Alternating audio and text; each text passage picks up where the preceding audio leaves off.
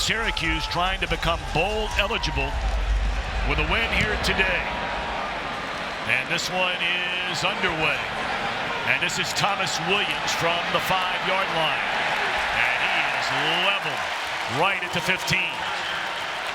So we told you a little bit about Collin Schlee. He's a transfer senior, a two-time transfer. He grew up in Maryland. Signed originally at Kent State. His first 2 years he only played in 4 games. And then in 2022 was a starter. Threw for over 2,100 yards, 13 touchdowns. He can run. He ran for over 400 yards. Then went to UCLA last year, primarily a backup. He has only thrown 1 pass this entire season. They're going to roll him out. And an easy pitch and catch. This is the other big story. In the 4th quarter last week, one of the country's great running backs, Bhayshul Tuten, rolled an ankle. He was in a boot after the game. Now, Coach Pride told us last night he's going to play, but he's not in there from the get-go. Yeah, we saw him in warm-ups trying to give it a go, but right away, I mean, that's the 2 storylines, like you said. No starting quarterback and no starting running back. Your 2 premier offensive players out for Virginia Tech. How do they respond today?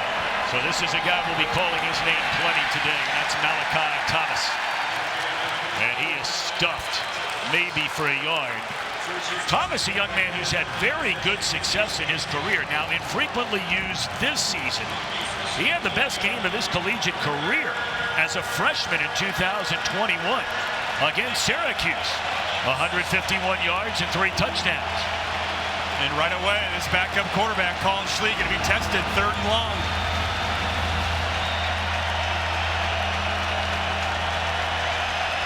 This 3rd down defense for Syracuse has been lights out.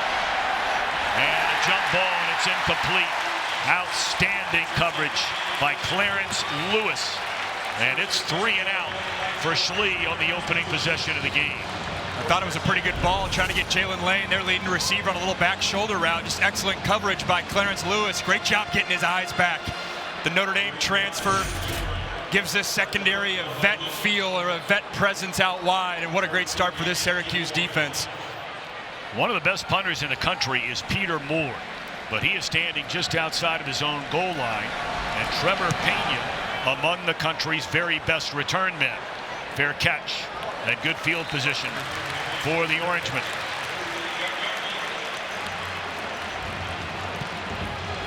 Kyle McCord grew up in New Jersey. 5-star recruit, committed to Ohio State. He was their starter last year. They only lost 1 game. And he entered the transfer portal. Fran Brown said, "You're our guy." And boy, has he been their guy. And he got here with a chip on his shoulder and a lot of pressure, too. I mean, he was the quarterback in the transfer portal in terms of offseason headlines. Comes here with a little bit of the, hey, he's got to be the savior of the program type of energy. And he, from a stats perspective, he's lived up to that. Obviously, how does he respond after 5 interceptions last week, 3 of which were pick 6? LeQuint Allen. Are they going to try and run it, you think, a little bit more today? I mean, they basically throw it, 7 out of every 10 downs. That's the question. I mean, 64 passing attempts last week for Kyle McCord. They are a pass-first identity offense. That's who they are. But to ultimately be, I think, better in the second half especially, they got to run the rock more, and they have a very capable running back in LeQuint Allen. Gain of a yard brings up 2nd down and 9. That's Pena in motion, and they fake the handoff, dump it off, and it's incomplete. That's the tight end, and man, is he a good one. Arande Gadsden, 3rd down and 9. And, it's hard to believe when you throw the ball as much as they do that they would be the #1 team in the FBS in time of possession. It's unheard of. Yeah. Year in, year out, at all levels of football, the leaders in time of possession have a run-first identity. Syracuse does not have that, and the way they're able to get away with it is it's an efficient passing attack.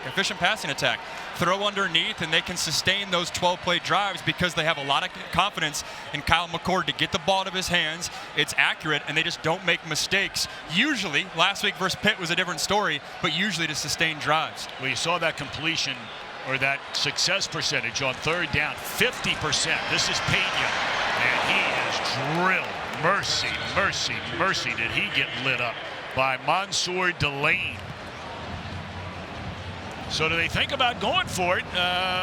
McCord was on the field, and now he's coming off. They're going to punt it. We'll see the ace cam here, a little screen route. They're getting big Mark Petrie, the right guard, out for a screen, but good coverage, good pursuit by this Virginia Tech secondary and linebacker unit. Defense that's playing well, really come along past 3 games, only giving up 11 points per game. Yeah, the first 5 weeks of the season, this Virginia Tech defense surrendered 25 points per game and only averaged 1 turnover per game. Well, these last 3 during the win streak, as Max said, 11 points per game and taking it away nearly 3 times per game. Fair catch at the 20-yard line. 3 and out for each team to start it here at the Dome.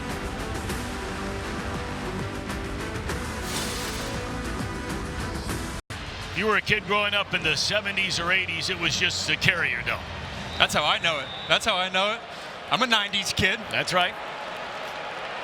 Some incredible basketball battles, of course, in the old Big East days through the years. First down completion. And again, if you're just joining us, Collin Schlee, the starter at quarterback in this one. We found out just moments before the kickoff that Kyron Drones, we were told it was not a disciplinary reason for not playing. So you have to assume it's some kind of an injury. You're seeing that UCLA graphic there. He was in a 3-man competition last offseason with Dante Moore, now the backup at Oregon, and Ethan Garber's the current starter for UCLA. So got some reps there last year, though. That's Malachi Thomas, and he has enough for a first down. First down for either team early on in the opening period.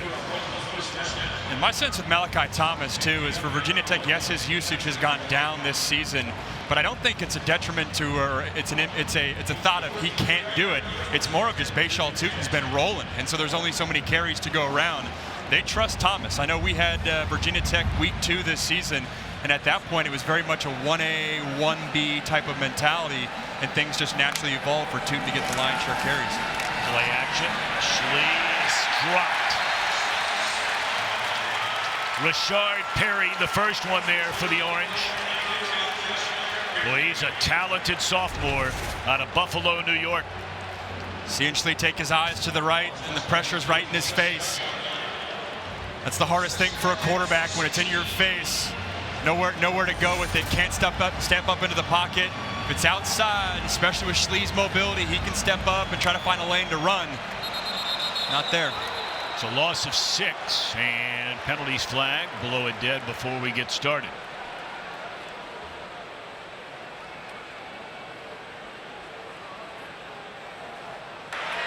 Offside. Defense, number 88. Jumping in the neutral zone, made contact. 5-yard penalty. Second down. That's a freshman, Murad Watson. And, man, when you get a team second down and 16, that 5 yards can make a big difference. Yeah, Fran Brown can't be happy. And this is a defensive structure for Syracuse. It's a little bit of a flavor of the week. They can go from a 4-2 structure to a 3-3-5 structure. Changes depending on the opponent that they're playing. Jet sweep. And nice pickup on second down to Jalen Lane. Boy, what a talented player Lane is. He leads the team in receiving yards. He threw a touchdown pass to Kyron Drones against Georgia Tech last week. He's a space guy, whatever it takes to get the ball in his hands. Wouldn't be surprised if they look his way here. Again, you got Gosnell and Felton as well. All 3 of these receivers complement themselves. Both Gosnells. 3rd down and 5, and able to thread the needle through 3 defenders. A completion made, as you said, to Stephen Gosnell.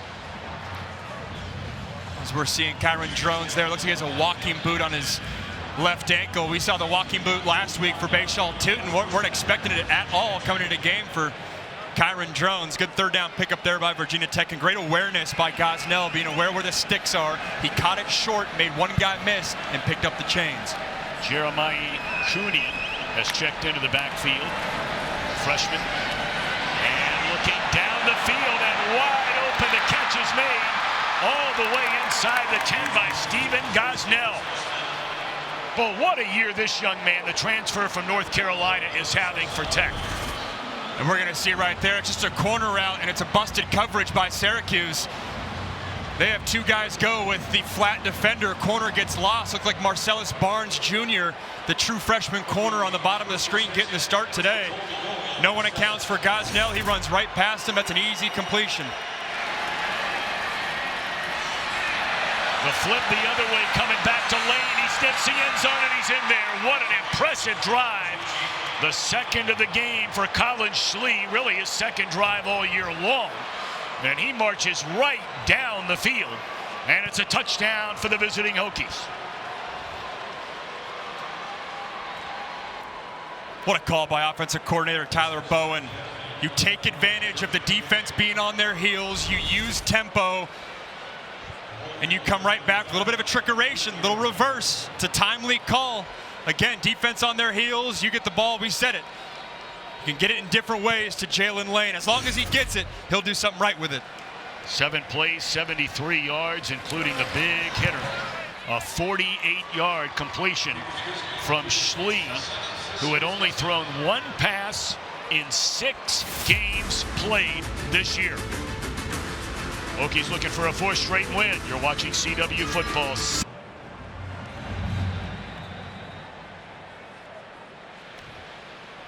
Alrighty, Mike, 2 of the 8 remaining undefeated teams in all the FBS hail from the ACC. Miami, as we mentioned, 8-0. Pitt 7-0, a big one against SMU.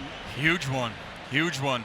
Both those teams have their eyes on the CFP. It feels like the winner keeps those dreams alive. Loser might be on the outside looking in. James, not much running room, is able to push forward to the 20. There are 4 unbeaten ACT teams in conference play. And Miami the favorites, but don't sleep on Pitt, SMU, and then Virginia Tech. They have an outside shot to get in there. They play Clemson next week. Should they take care of business here and then have an opportunity to upset the Tigers next week. Allen for a couple of yards on first down, 7-0. Virginia Tech. As Collin Schlee has hit on 4 of 5 and takes his team straight down the field. 7 plays, 73 yards for a touchdown. And now McCord lofting it, back shoulder throw, and it's broken up. Good play out there by the safety Jalen Jones, because it looked like Pena was about to catch that on the back shoulder.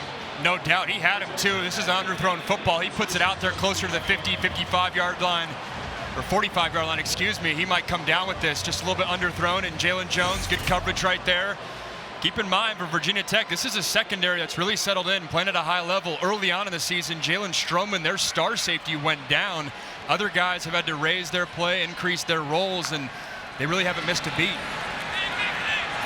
Screen is batted down.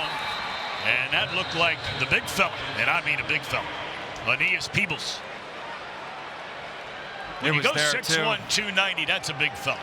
Oh, yeah. It was there, too. This screen, if Kyle McCord can get a little bit more air on it.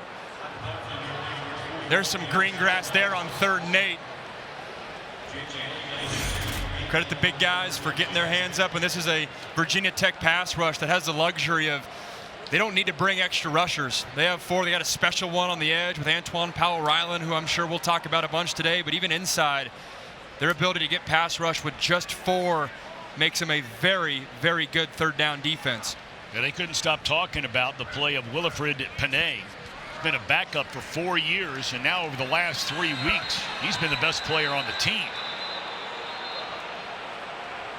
Is that a delay of game? Delay of game. Yep. Offense, 5-yard penalty, 4th down. This is a very sluggish start for Fran Brown's team. You had the game against Pitt. Those games are going to happen. I mean, they're going to happen. It doesn't matter how long you play, right? You've had them. Yep. And, you know, everything that could have gone wrong did go wrong. And especially for an offense, we were loving up their ability to sustain drives, 2 3-and-outs to start the game. Look at this punt. And that's Lane, driven all the way back to his 24. And he's able to cross the 25.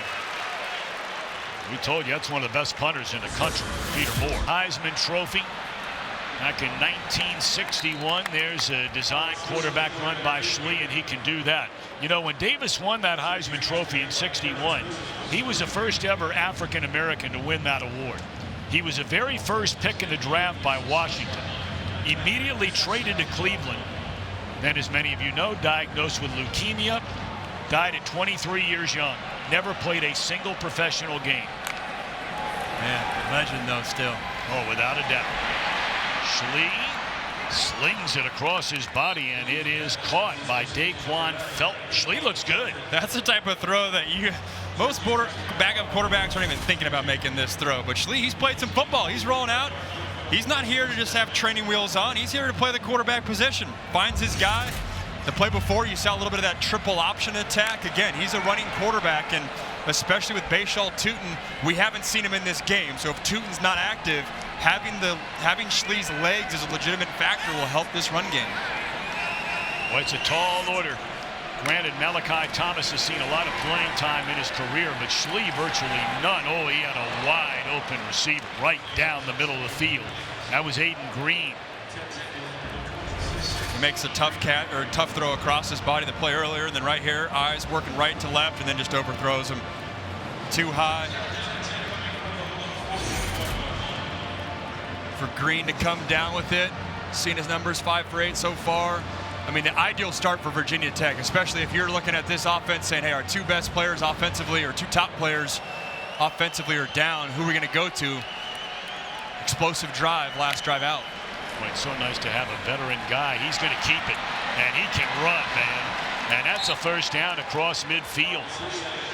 Spotted at the 47-yard line, so Schlee moving the chains again. Saw Drones there smiling. I think he's smiling at Schlee's celebration here at the end of the play. Again, this isn't his first action.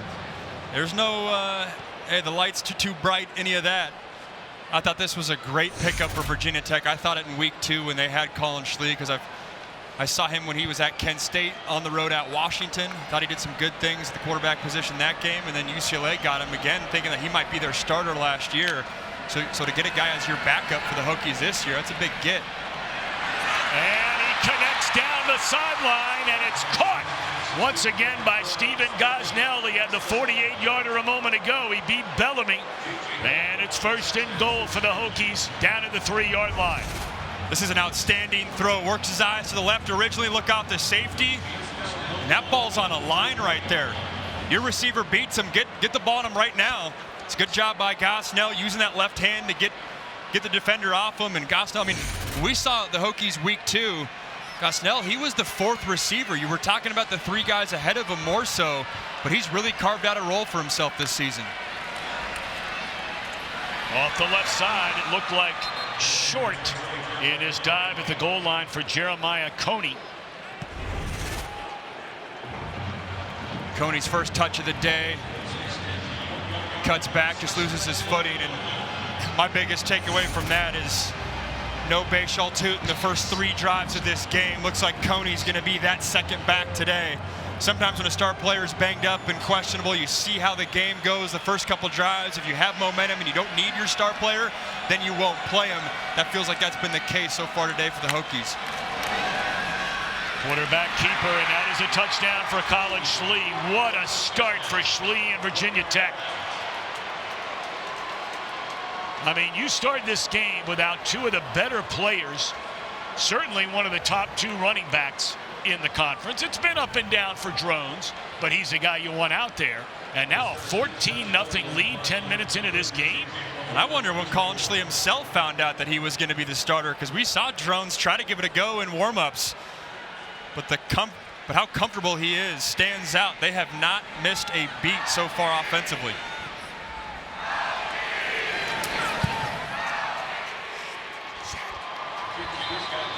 Point after is good by John Love.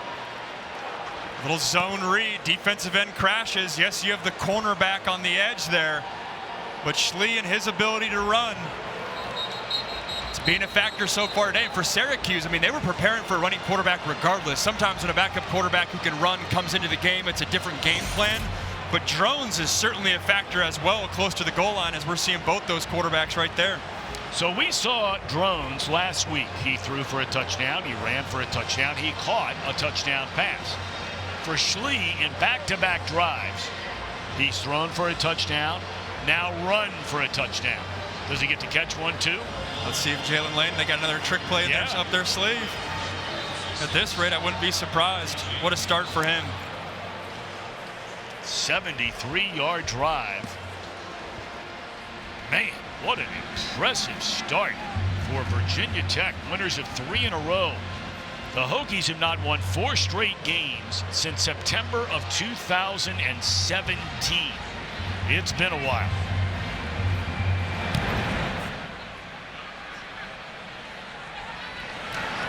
Malachi James at the 7 and tripped up short of the 25. Late penalty flag came in fact, a couple of them.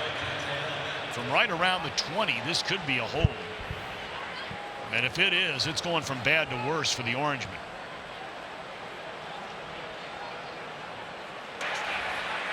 Holding. Offense, number 89 on the receiving team. Half the distance to the goal. It'll be first down.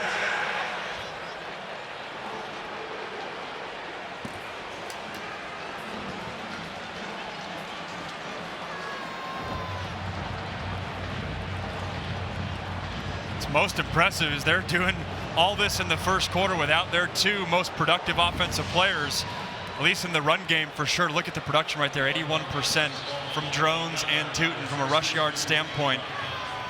Haven't missed a beat. Rest of the team only 1 touchdown coming into today. So far, Collin Schlee's already matched that mark. Out of the backfield, and this guy can really catch a football. You can make an argument he's the best receiving running back in the college game today. That is his 38th catch for LeQuint Allen. And with that reception, by the way, he has just broken the all-time record by a Syracuse running back for career receptions. He passes Antoine Bailey, who did it from 08 to 2011. And now they give it to him on the ground. A big hole, a gain of 15. This is a big drive for Syracuse, too, as we're seeing the run play, the A-gap on both sides. Great job by the interior of this offensive line. Reed right there, Bradford the left guard spot. Can sense that Virginia Tech's expecting pass, and it's an important drive because Syracuse found themselves in this position versus Pitt last week, where they're down in the game, and then you have that feeling that you need to play catch-up and come from behind and throw the ball all over the park. This drive, you got to stick with the run. Fran Brown didn't like how they got away from their game plan early versus Pitt last week. Well, that's their big target. Second leading receiver, Jackson Meeks. Boy, has he had a good year. Second most receptions, leads him in receiving yards. His last 4 games, he has 34 catches. And it's one of my favorite parts about the transfer portal. It's easy to look down upon the portal and all transfer, player movement. But Meeks is a guy, was at Georgia, came over with Coach Fran Brown this offseason, and really settled into that top receiver role. Dump it off to Pena. That's basically like a run. And he's up to midfield, and that's good enough for a first down. So positive yards here now for Syracuse. And I said top receiver for Meeks, but Pena might have something to say about that. It's really the 1-2 punch for those guys. Both already over 500 yards in the season. Pena, 47 receptions, second in the ACC. Again, with all the passing attempts that Kyle McCord's having to throw out, these guys are getting fed often. And again, they lay it off for Pena. Why not if it works? And he's up inside the 45 to the 42. Syracuse, the only school in the FBS with 3 players averaging 65 or more receiving yards per game. And that might as well be just a toss sweep to the edge, as Syracuse is going to have a free play. Yep, cut it loose down the middle, and Pena dropped it. Goodness gracious. Boy, that would have been right at the 25-yard line. It's going to be an automatic first down, though, after the penalty. Outside, defense, number 52. 5-yard penalty results in the first down.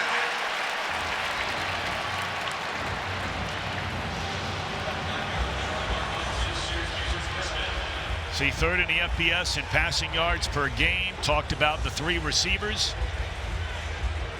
And in fact, the only program with 5 or more players, 3 or more receiving touchdowns. I mean, they just sling it around. End of story. It's been impressive, too, because the mold with Kyle McCord last year was more game managery.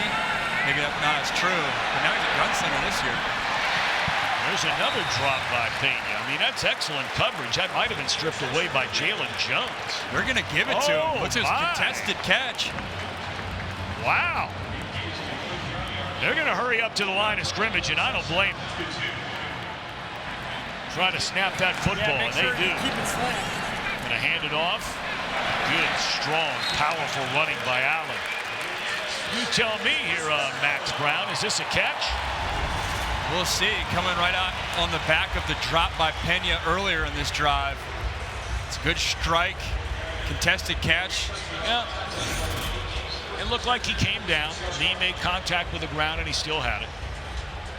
Well done by our crew. Good coverage. But yeah, back to my point. I felt like last year at Ohio State, and it was obviously a false narrative, but it was more so of a game manager. Maybe that's because of the talent Ohio State has, but he's a gunslinger this year. You know, there were a lot of schools after him, and we talked to Fran Brown about it. Brown had gotten the job. He was picking the brain of some of the coaches that were still there, and he said, look, I want to know about every player on this team. And then he had heard McCord was going into the portal, or might be going into the portal. And then once he finally declared, he said, look, there are other places you can go and you can make more money. He said, but here you're going to be the guy. I need you and you need me. It happened quick, too. That was early December that all went down. And, yeah, to your point, McCord could have gone to a bigger brand program, probably got more money, but trusted Fran Brown and knew this was the offense of attack that he wanted to play in. Second down throw too high for Meeks. You know, McCord last year for the Buckeyes, we mentioned, I mean, he led them to a second win at Notre Dame. He led them on a win against Penn State. They were undefeated to the final game of the year, and they lost for a 3rd straight year to Michigan. Well, that's heresy in Columbus if you lose 3 in a row to Michigan. And, you know, I think he wanted to know if he was going to be the starting quarterback, and so he sat down with the Buckeyes coach Ryan Day, and Day said, look, I'm not guaranteeing you the job. We want you back. And McCord said, well, I got to know if I'm going to be the guy. And you can't blame him for that. He had 1 year of eligibility left. 3rd down. They're dink and dunk their way down the field. That's great, but explosive plays could dictate this game. Field goal try is a good one.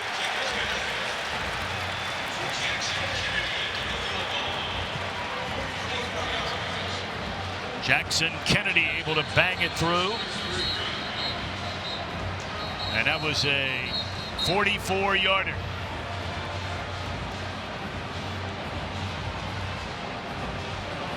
Let's check in back at our studios with Mike Yam.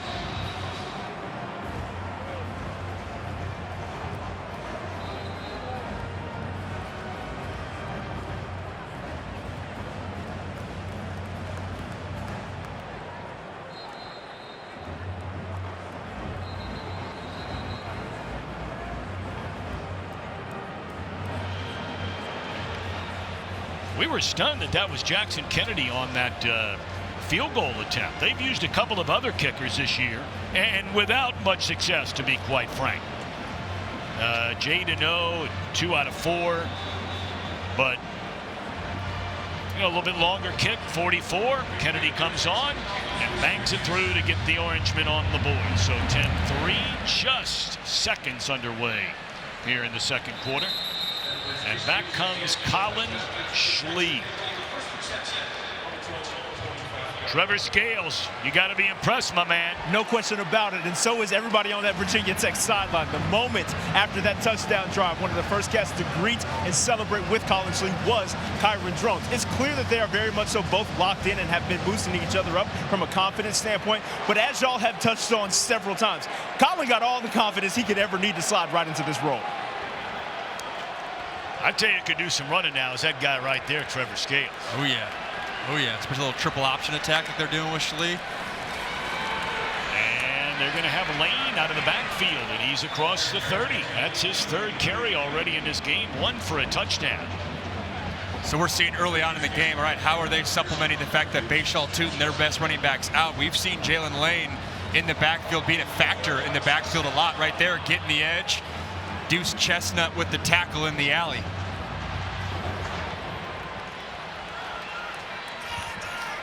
So it'll be a gain of 6 on first down. Malachi Thomas checks back in, and they fake it to him, and Schlee, another quarterback run. He took a big hit right there, delivered by Thomas Williams, a redshirt freshman out of Greenville, South Carolina.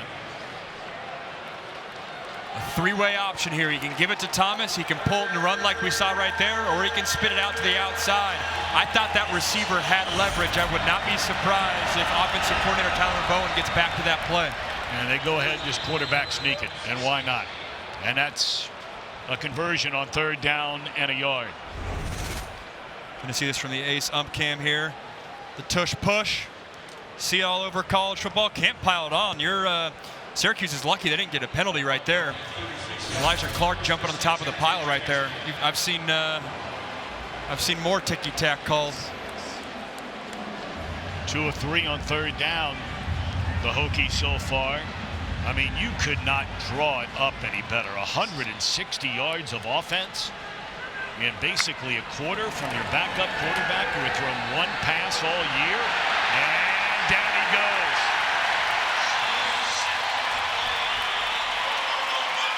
Initial pressure came from Keyshawn Burgos.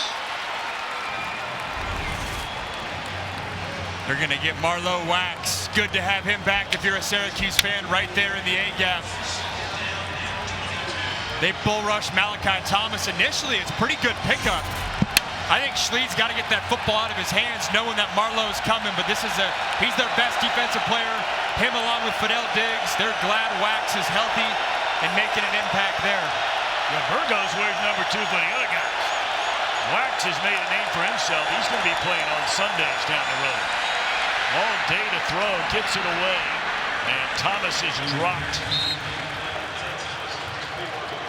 at the 24-yard line. So, after getting a field goal and a good offensive drive, the Orangemen step up on defense, leading to this third down and long. Third down and long, you got the momentum on your side. You've done good things offensively if you're Virginia Tech. Just can't put the ball in harm's way. I expect some sort of screen pass, something on the outside edge that's easy to either get the ball in your receiver's hands right away or throw it away and move on. So they'll call it third down and 13. They need to get up to the 46-yard line, and this crowd forces early movement. False start. Offense, number 79. 5-yard penalty. Third down. Johnny Garrett Jr., they've been shuffling some guys in and around that offensive line. Well, the starter, Xavier Chaplin, he was banged up as well coming into the game. Yep. So this might be an injury factor. So we've talked about the quarterback drones, running back Bhayshul, Tuten, they're out. Virginia Tech, maybe their left tackle Chaplin's out as well. Yeah, he rolled an ankle and left the game a couple of times in that Georgia Tech win. And sacked. And once again, it is Wax. Boy, what a career, what a player he is. Young man out of Baltimore, Maryland. Their top tackler has been injured almost all year since the first game. It's the same blitz we saw earlier, just a middle backer dog blitz right up the A-gap. Marlowe Wax, just too much man for running back Thomas to pick up. And it was funny, we were talking with co-defensive coordinator Robert Wright yesterday, and he was saying, hey, when I first came here this offseason, Marlowe's like, man, I had 9 sacks my sophomore year. It's more of a true middle linebacker, but early on in his career was an edge player used to rushing the quarterback. Pena breaking a couple of tackles. And is thrown down just short of midfield. And that's, can you believe the big fella Pena getting down the field on that tackle? Does it all. I mean, that's unbelievable. He said he was a former. He grew up, went to nearby Liverpool High School, unanimous All-American, first-round pick by the Atlanta Falcons. And he was diagnosed in 2016 with ALS. And Tim and his wife, Alyssa, had a chance to catch up with them a little bit last night. 5 kids, 10 grandkids, an 11th grandchild on the way. God bless you, young man. He and I broadcast many Cotton Bowl games together, and what an awesome guy. I mean, the ultimate Renaissance man. broadcaster at Fox for a long time after a great NFL career. He's an accomplished author. He's a lawyer. He was a local politician. And he has never left Syracuse, never forgot where he came from. And I texted him yesterday. And look, when you know somebody who has ALS, you know, you ask how they're doing, and you almost feel like an idiot asking that question. He writes right back, man, I'm great. God is great. Getting ready for an 11th grandkid. That's Can't awesome. wait. That's awesome. He's the best. Praying for him every day and his family.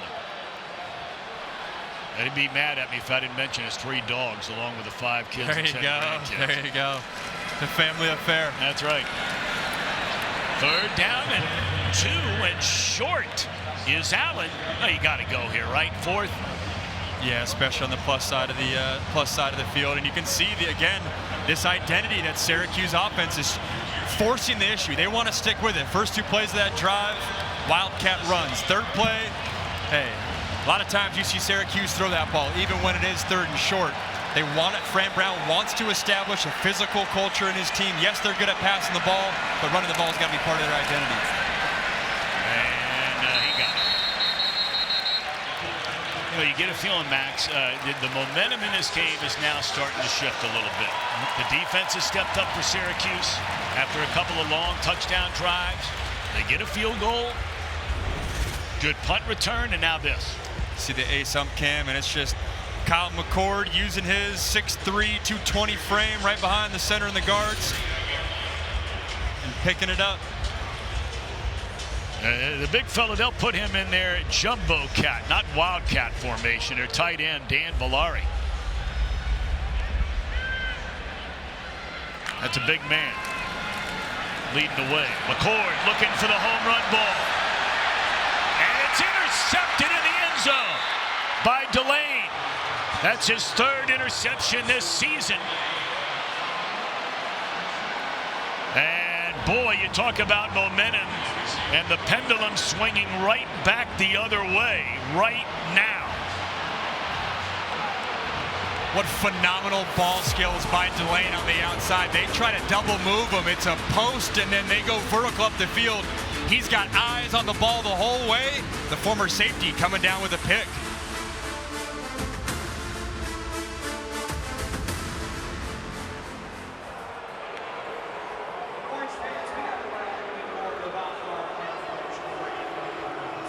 Interception thrown by Kyle McCord this season. That is his 6th in the last game and a quarter plus. On 1st down, they hand it off to Coney, getting his by far most significant playing time. The redshirt freshman out of Richmond, Virginia. This has been Virginia Tech's favorite play call today. It's the inside zone run to the running back. Schlee has that option. He can pull it, or that receiver that comes in motion and can slide out the back end. They've run it several times so far today, and they'll come back to it again because there's multiple options you can get to. Schlee gonna roll. That's a dangerous throw, but he makes it. That's a good throw. That's a completed pass and fumbled out of bounds. So they're gonna mark it at the 35-yard line, and that is a 1st down. Love the arm angle by Collin Schlee. There's a dropping linebacker, so he needs to drop it down just a little bit to make sure it gets away from that nickel rolling down, Elijah Clark. Love how fast he's playing. Collin Schlee, there's no, I'm holding on to the ball, I'm a backup quarterback settling in.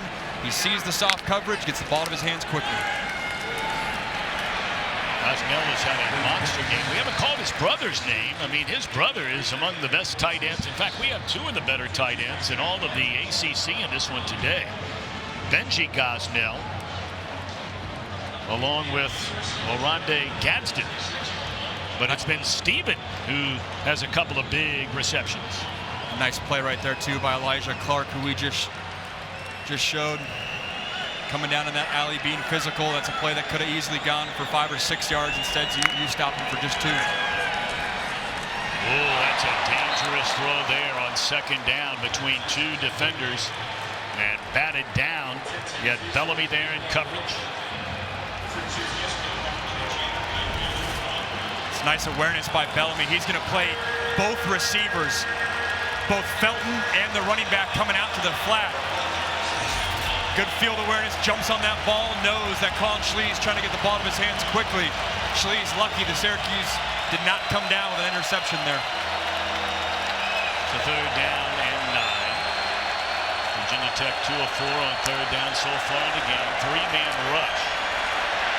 And Schlee looking around. He's going to run it. Still on his feet. Tries to lunge forward and is a yard short.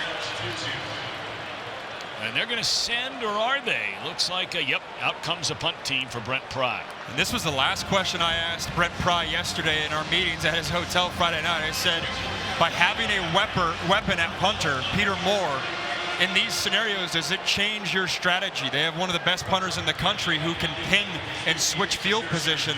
Other teams that might not be as confident in their punter, when you're close to that 50-yard line, you might elect to go for it instead. Virginia Tech, as they do historically, is going to trust their special teams. Moore had 10 punts in the game against Georgia Tech, and of the 10, 5 of them he pinned the Ramblin' Wreck inside the 20. And here's another one. Pena fooling everybody, and this is going to check up. I mean, you cannot do it. That is a legitimate weapon, right? Well, it is. It makes that decision easy. When you're close to that 50-yard line, you punt it, you pin them, get it done.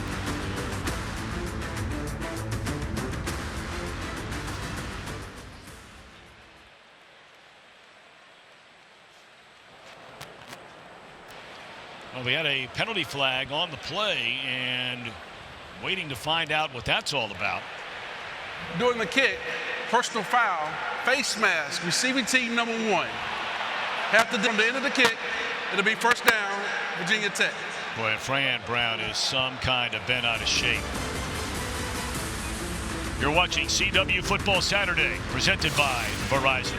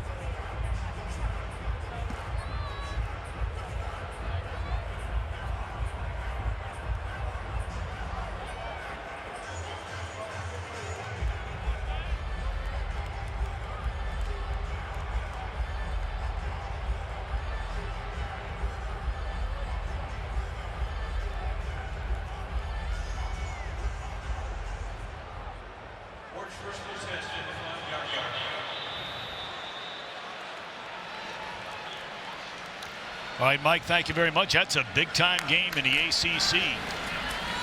And Duke able to rally back and tie that thing up. So the Orange start inside after the penalty from their own 5. This is a big drive. Virginia Tech's had their number with Syracuse offensively. 2 punts, a field goal, and an interception. Only 48 pass yards in the first half. Remember, this is an offense that averages over 350 a game. So Virginia Tech secondary getting it done, but even with it being an ugly quarter and a half so far, huge opportunity for this Orange offense to get on track.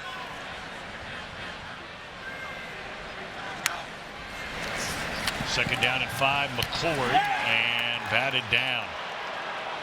He had an eye once again on Meeks. This right here is just man coverage. Right in the receiver's face mask, no space, making a play on the ball. And that was the first snap of the game that really jumped out to me. They were man tight coverage across the board.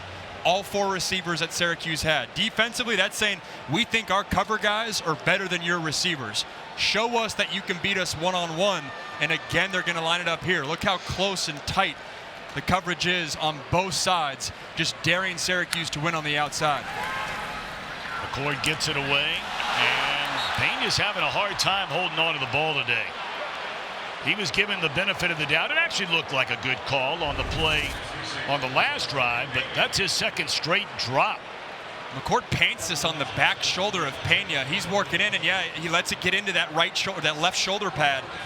Got to extend the hands there. It's a little difficult because he's throttling the receiver down and throwing it on his back shoulder, but a guy like Pena should come down with that. And again, this tight coverage for Virginia Tech, that underneath stuff is difficult to get. There's no easy soft coverage windows to just throw an easy hitch or an easy curl there. I think Syracuse is going to have to prove they can win one-on-one vertically down the field to open up the underneath stuff. Jake Stonehouse puts a foot on it. And Lane escapes 1 tackle. And he's up to the 48-yard line. I'd like to remind you, next week's right here on the CW. Great field position. Ranked Washington State squad getting it done. Yep. 1 loss to Boise State, who's leader in the clubhouse to reach that college football playoff for the group of 5. That's another carry for the wide receiver Lane, and another good pickup, and a penalty flag came in late. Deuce Chestnut pointing as though it will be against Virginia Tech. Holding. Offense, number 9. Right. 10-yard penalty from the spot of the foul. Still first down. First down. You see the hole on the outside by Felton. He's physical there. Man, I didn't see much there at all. Maybe it was the right hand on the right shoulder pad, the inside of that look. Say, that's been a pretty good play for them, though, in this game so far today. I love it. And you can, I mean, we got to credit offensive coordinator Tyler Bowen for that. Again, you're running back, star running backs down. That's a lot of production you lose in the rushing game. How do you make up for that? Doesn't necessarily have to be from running back. You can get your receivers involved. That's a backup tight end, St. Germain. Short pickup on first down and 15. That'll get him back to, well, about a yard short of the original line of scrimmage. You're Virginia Tech, too. You don't want to necessarily give the ball quickly back to Kyle McCord and allow this Syracuse offense to get momentum and start waking up in this ball game. And for your side, for Virginia Tech, you're letting the Syracuse hang around. Your defense is playing lights out, but an opportunity to separate here. This time the double reverse to Gosnell, and this is a big game. He is having a monster game. That was a late flag. And that's Aiden Green who took the flip. And again, another flag comes in late. So Aiden Green picked up enough for a first down, but illegal block in the back. Offense, number 61. 10-yard penalty, down. It's Braylon Moore, their outstanding center. And they're going to get him late. Braylon Moore barely touches him. It's going to be Deuce Chestnut in the back. I don't think he needed to do that. I think Deuce Chestnut took a poor angle. Yeah, and he's upset because he barely put his hands on him, but it's a good call right in the back. But I think Deuce Chestnut's angle was too sharp. They were going to run by him regardless. Anytime you get those reverses, you get the front side guard and tackle working back against the grain to clean up anyone that's trailing. But when they're trailing, there's a reason. It's because your ball carriers outrun them. Would have been a first down, now second and forever, and they pick up close to forever until it's jarred loose. Gosnell took a vicious lick, and he's injured. That was right in the ribs. We could hear that from our booth, this is as close of a booth as we get on the field right there. Oh, baby, you can see him bend with that hit. Devin Grant, physical hit, looks clean though. That's all the right shoulder of Devin Grant. That's textbook. Got to credit the hit there. Nothing dirty about that. That's just a physical play. They're trying to get Gosnell on a little seam route. I thought Schlee held onto the ball just a tick too long. That's always a bang-bang route. You got to throw it right behind the linebacker, but don't allow the safety to get involved. Gosnell, who we've talked about a bunch, having a heck of a year. Man, that's the former quarterback in me is like, man, get him a flak jacket, protect those ribs, but receivers don't wear them. Do they slow you down at all? The only thing I noticed it on is ball security. So when you're running, it obviously is more padding in the ribs, so it's harder to get the ball more condensed to your body. That's why receivers don't wear them. Trevor? I was just getting ready to contribute on that. Yes, it absolutely does slow you down. As a former running back, like I never liked anything around the waist that would constrict that body control, able to fold and move with hits and otherwise. So I can absolutely attest to it being a bit of more of a restrictive than it is protective measure to take that flak jacket on. That's great insight. You know, towards the end of my college career, there was new technology of a thinner padding that would mold to your body that was more rigid, almost like rock when you could knock on it rather than the padding you're used to. But still, receivers, running backs, rarely ever used. All right, so third down and 19. Four-man rush. And nothing doing. The Orange will get it back. Remember now, the Orange with 3 timeouts remaining, and you have the new rule in college football this year, the 2-minute timeout. So plenty of time for McCord and the Orange to try and get closer.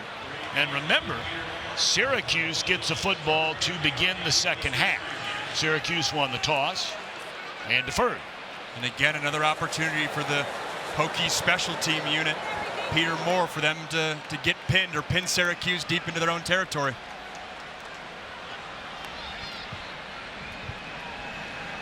So here's Moore once again. We told you 5 out of 10 pinning the opponent inside the 20 last week. He's already 1 for 1 today, and this might be 1 for 2. Yep, fair catch at the 15. That guy's pretty much automatic, isn't he? Oh, yeah. And let's send it back to the studio and Mike Yam.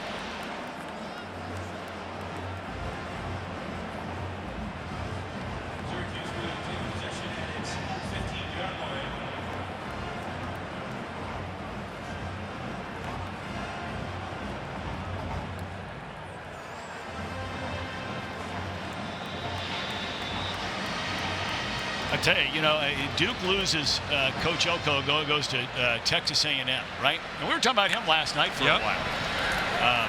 We've had a lot of his disciples defensively this season. Yep. Robert Wright, Syracuse's co-defensive coordinator, being one of them. But I tell you what, Manny Diaz getting it done. He is. And he has connections to Fran Brown.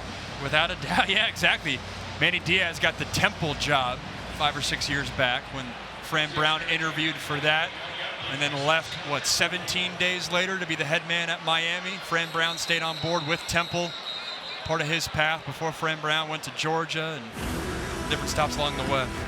All right, so the 2-minute timeout. You're watching CW Football Saturday, presented by Verizon. We found out just 10 minutes before kickoff. Insert Collin Schlee and insert the trick play reverse to Jalen Lane. Get your playmakers the ball. And then Schlee's legs were a factor as well. Zone read, close to the end zone, doing what Kyron Drones does as well, with the quarterback run game being a factor. 2 minutes to go. And now down to a $147. And on a second down, the Orange run the ball.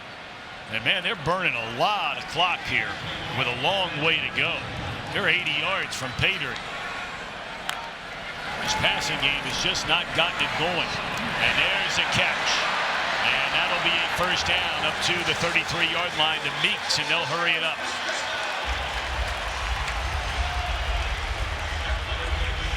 Good job by Meeks winning his one-on-one coverage. That play again, there's not a secondary player further than 8 yards down the field testing Syracuse in one-on-one matchups. There have been a number of those today. They brought the blitz, and McCord was able to get it away just before taking a big shot from Caleb Woodson. And it was simply dropped. Might not have been the most accurate throw, but certainly a catchable throw. Yeah, if that's on his chest, he might be able to, Jackson Meeks, catch that, make a move, and there's no one at that second layer of the defense. The Syracuse defense has given their team a shot. After that 14-0 lead for Virginia Tech, it's been 3 punts, only 12 plays from the Hokie offense, only 16 yards. The Syracuse offense, though, just hasn't woken up. Catch by Meeks, and that'll be a first down. They'll set the ball. And did he get out of bounds? It looked like he did. So they will not start the clock until the snap of the football. And if Virginia Tech's going to go that tight man coverage, rub routes, crossers, working receivers from the left side of the field to the right side of the field are great options. And look at this. Allen run out of bounds at the 36-yard line.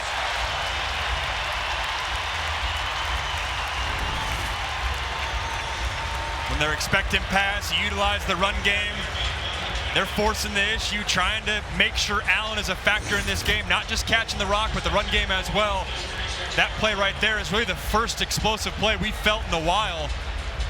Momentum for this Syracuse Orange offense, and sense a little bit of the Hokie defense on their heels. 1:10 to go. Again, the Orange with 3 timeouts remaining.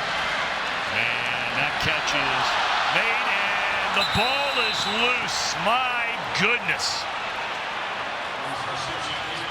Gadsden watches as that is covered up by Virginia Tech. Jaden Keller able to cover it up. Darrell Gill Jr. made the reception. And then Delane, was he able to strip it out of there? No. It was coming in from the other side by Mose Phillips. They talked about Gill getting more usage, and we were just talking about ball security as well. It's a little bit loose there on the edge. Credit the awareness by Delane. He has him wrapped up. Momentum stopped.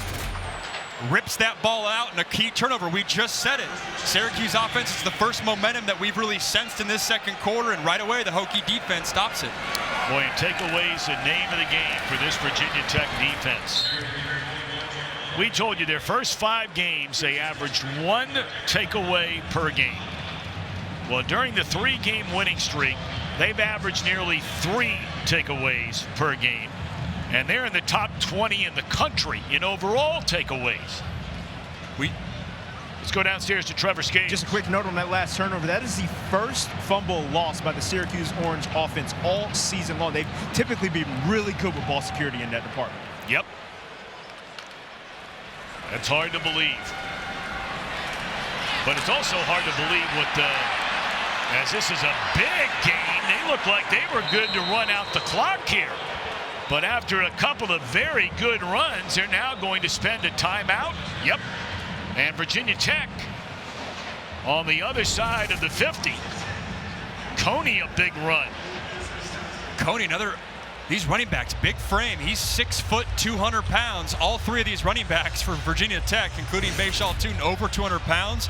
Lowers the shoulder, and you said it, that's a chunk yards play that then changes the scenario if you're Collin Schlee. Now at the 50-yard line, 18 seconds left, still have 2 timeouts. You can call a downfield passing attempt over the middle to try to get your team in field goal range. For Syracuse, though, man, their offense today, 2 trips inside the 40-yard line, 2 turnovers as well. We talked about earlier, this is an offense that can sustain drives, even when they are passing at the volume that they are. That has not been the story today. The 2 turnovers, only 90 passing yards in the game. 152 yards overall, and you're talking about one of the truly prolific passing teams as that ball is bobbled and it opens up. Parting in the Red Sea there for Schlee, and he slides down inside the 30. Or they're going to mark it where he started his slide at the 31. So they're now well within field goal range. They have an outstanding kicker in John Love, who has only missed twice on field goals all year long, and he's hit from 57. I'd like to remind you, coming up next, the NASCAR Xfinity Series playoffs down to the last 2 races. I mean, take a look, because we're going to find out which remaining drivers make their final push to the championship for NASCAR Xfinity Series playoff racing from Martinsville. Next, only on the CW. You look at the standings. Going into action later today. Round to 8. Yep. It's tight. With 12 seconds left here, and you still have a timeout, I'd expect Virginia Tech to still run one offensive play, try to help their kicker out. Love, make it even easier. They've had success with the running back. Could go back to that, but you also have enough time to throw it as well. They are reviewing to find out exactly where. They want to make sure they get the spot of the ball right. Did he go down on the snap? They want to start with that. Oh, wow. Yep. This one's coming back, boys and girls. It's a great shot by our crew right there. I didn't even see that in real time, that right knee. It's a low snap. And see how big that hole is to his right. That Syracuse opens up, that Schlee takes advantage of. Wow, what a break that is. I got to tell you, that's another rule I'd like to see them shift gear. I know you want a difference between the pro game and the college game. But if you're not touched, I mean, in the pro game, if you put the knee down, you're not down until you're touched by somebody. Why is that even a difference? Yeah, I don't know. I don't know. I think it's a better game. There's more action in the game when you allow a play like that to continue. And it rarely comes up, right? Usually there's always defenders right nearby to touch the guy, but right here it's critical. Could be the difference of, at minimum, Virginia getting a field goal, going up 2 full scores. Instead here, you'd have to like Syracuse chances to hold them to no points. Well, you're going to go back basically to midfield. And for Syracuse, if they do hold them to only be down 11 in this game, with the high potent passing attack that they have, I know Fran Brown's not going to be happy at halftime, and he's probably going to let his team have it. But to only be down 11 when Virginia Tech has controlled this entire first half, I think there is some positive that Syracuse can go into this second half saying, hey, this game's still within striking distance. I don't know why we're still waiting on this call. I mean, well, we're not going to get it apparently. So, I mean, it's pretty obviously what happened. And the referee is still standing. After further review, the quarterback was down with his knee with the ball at the 46-yard line. Okay. Syracuse better be careful here, though. They're in full prevent mode. There's full 12 seconds left. You could throw a deep comeback, catch it, and get out of bounds and potentially put yourself in field goal range with the one timeout that you have. Doesn't even have to be at the sideline. It could be up the seam. There's a lot of grass. 40-yard line up the seam. You could catch it, get down, and give your kicker a chance. Well, now they got to get the clock right. And I don't blame Brent Pry. He's like, come on now. This can't take this long. If his knee was down, now they're going to come over and explain to Brent Pry why there's 7 seconds. The ball would have been put in play the second he touched the ball, right? The knee goes down, which means he's down, but you would have had to have called a timeout if you were Virginia Tech to stop the clock. And I'm sure Brent Pry is saying, I would have called a timeout if that was the case. Should be at 18 seconds, exactly what you're saying, Tom, if you would have called that timeout. If you were allowed to take the timeout.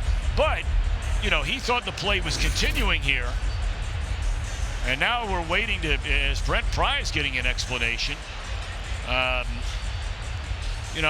would throw it to Mike Mothershed standing by, our rules analyst, but, we haven't seen a definitive replay as to when or how you're going to determine, Mike, and I'll ask you right now, how are you going to determine what the clock should be here?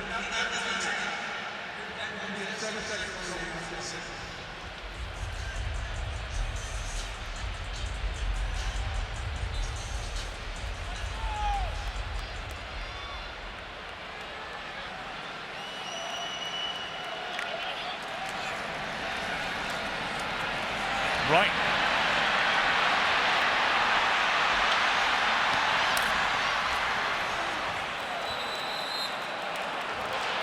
interception when he tried for the bomb down the sideline after they were starting to pick up some offensive momentum, really for the first and only time all day long. So out to the 25, and let's go downstairs to Trevor Scales. Trev. Got a chance to check in with head coach from Syracuse, Fran Brown, and his central message was, who are you? It's not exactly what they showed in that first half offensively or defensively, specifically early on for the defense and throughout the entirety of the first half offensively. They were unable to get the drive started, and they were not showing the work that they had put in over the course of the spring and fall that showed, it didn't show up, I should say, especially at the tail end of that first half when Virginia Tech, busted that long run to close things out. And that was very nearly a touchdown. Now, this is one thing that they've not done all year long that they've done well today, and that's run the football. That's an 11-yard gain on first down. Yeah, you could tell to start their drives early on in the game, they wanted to force the issue, get the ball to LeQuint Allen, doing it again right here. A misfit middle linebacker-wise for Virginia Tech. Allen sees it. It's a good start for this Orange offense. Allen with just a little more than 100 rushing attempts this year. And that's through 7 games. Close to 500 rushing yards. We talked about all the receptions, so he's getting plenty of touches. But a year ago, he ran for over 1,000 yards. Different kind of offense now. And just being down 11, they can run the ball in this drive. This game could have been a lot different. Virginia Tech's been in complete command. If they were down 3 scores, you might have to pass all over the park. It's not necessarily the case. You go and drive down here, get a touchdown, feed your running back. This is a tight ball game just like that. 63 rushing yards now for Allen. And I think he was the one that... False start. Offense, number 72. 5-yard penalty. Second down. Well, he was coming up to encourage the man with the infraction, Mark Petrie, the right guard. Had a couple of those today, right? You get some momentum and then stub your toe, whether it's a false start, put yourself behind the sticks.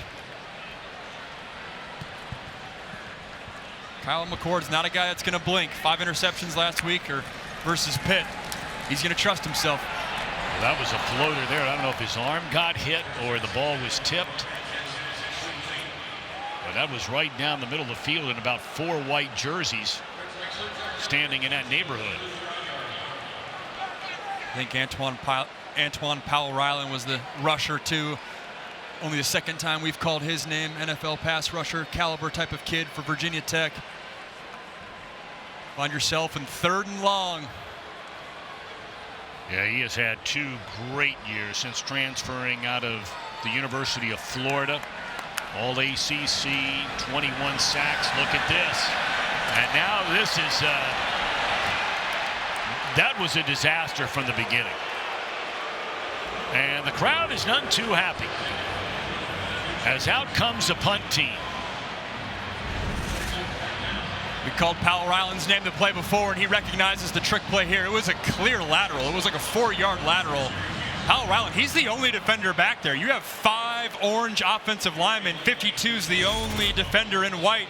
He recognizes it, and obviously just a poor throw by Pena. You always wonder when receivers have those gloves on, and it's real action. You can practice the trick play all week in practice, but in a game, you get those nerves. That was not the best throw. Good punt, backing up lane to the 17. Runs into his own man, and is short of the 25. Well, coming up this Monday, the Man of Steel continues his epic battle. Lex Luthor for the fate of Smallville. Tune in an all-new episode of the final season Superman and Lois. Monday, 8 Eastern, 7 Central, right here on the CW.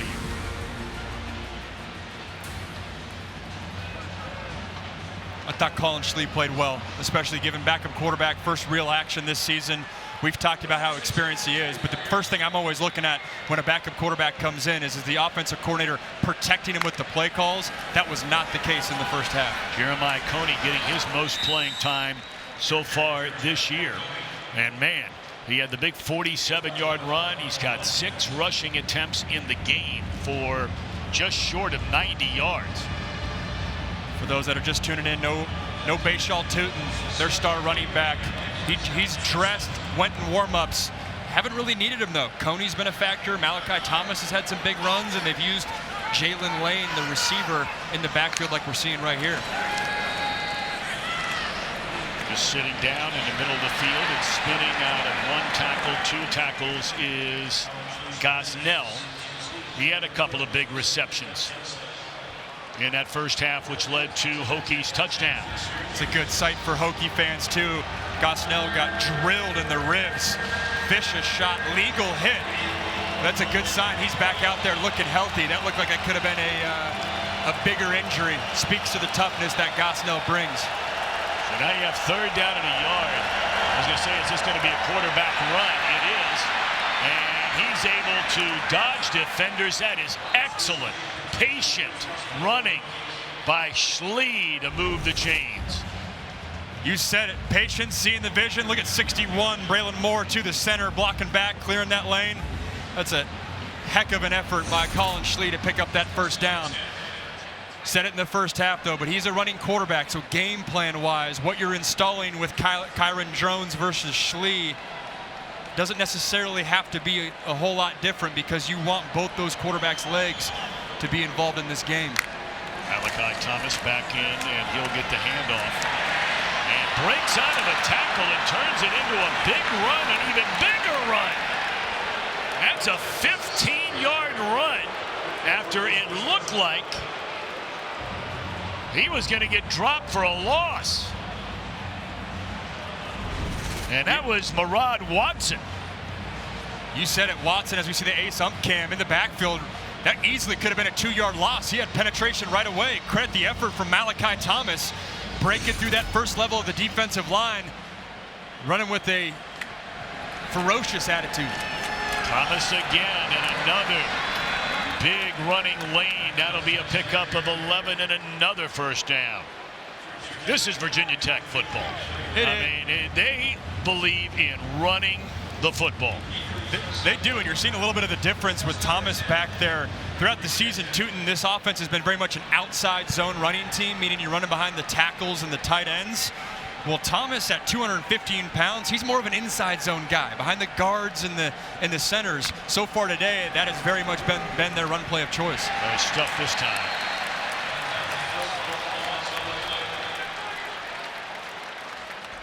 And let's go downstairs. Trevor, you had more thinking about that. Absolutely right. We talked with the offensive coordinator for Virginia Tech about their leaning on outside zone and using that gap scheme to counter off of it. Literally counter run off of the outside zone scheme on that last big game for 2-4.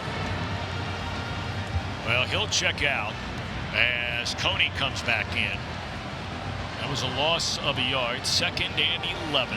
14-3. Virginia Tech in front and looking to add to this lead. St. Germain in motion. And Schlee rolling left, looking down the field, and right there to make the reception. Short of a first down is Daquan Felton. I think he's about or are they going to say he got there? He looked like about a yard short. Oh, they're saying first down. This is a good play call. Syracuse is going to bring both middle linebackers up the A gap, right in the center of the defense. As a result, Virginia Tech rolls their quarterback to the outside. There's no one to keep contained. It gives Schlee extra time, and he's able to find his man, Daquan Felton, working right to left for a catch. Well, you just can't say enough about Schlee and how well he has performed here today. Now, we will never know. Maybe we'll find out after the game because there was not a word mentioned when we met with the offensive coordinator and with the head coach last night about anything being wrong with drones. Nothing. It was all Bhayshul Tuten. And you hear about it sometimes in the NFL of teams investing in their backup quarterback, or the value of, especially in a long season, having a guy that can go in there and win you games. We don't always talk about that in the college game, especially with the transfer portal, because the context is very much that you're going to transfer if you're not playing, as we see in the boot right there on Kyron Drones. But what a luxury it is to have a capable quarterback that you just got in the portal this offseason. All day to throw. Flag comes in late, and it's incomplete. This could be. Oh, no, this is going to go against the defense. Personal foul, hands to the face, defense number 12. After distance to go, first down. That's Anwar Sparrow, junior out of Virginia Beach. I feel like we've seen that call more and more when edge rushers or inside. Try to get to the chest plate of the offensive lineman, and then your hand slides up towards the neck and the chin area, and they'll get you every time on that. I'm wondering if they got the wrong number there. I mean, Sparrow does wear 12, and he is a defender.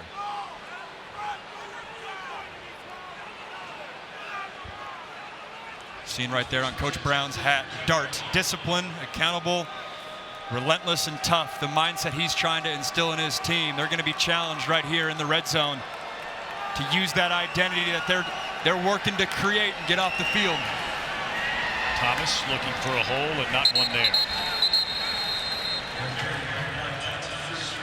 Excellent play by Marlowe Wax. Linebacker stepping in to wrap him up. It's good tackling.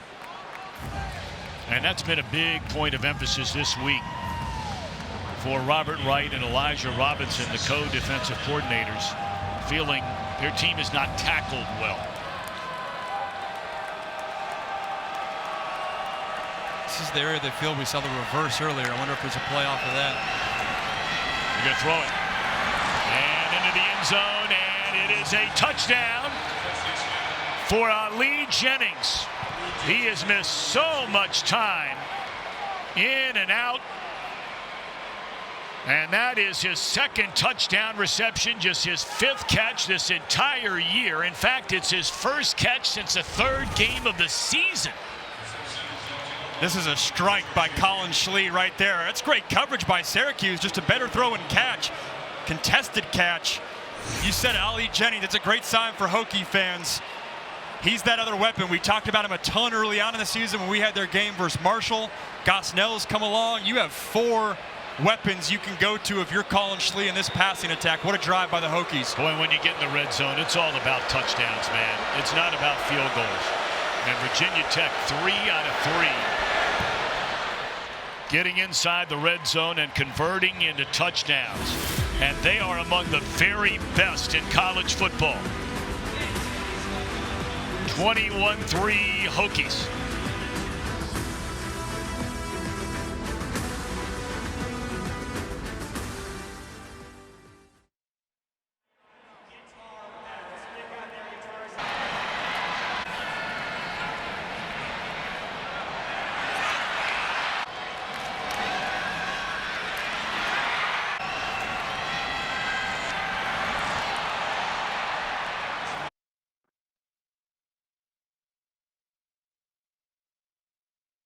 Quarterback, but not playing like it today. His legs have been a factor in the run game. He's been confident operating from the pocket, delivering the strike right there, getting multiple playmakers involved, and it feels like this offense hasn't missed a beat with number 3 behind center. Oh, you're not kidding. And again, for those of you that weren't with us, Schlee initially signed out of high school.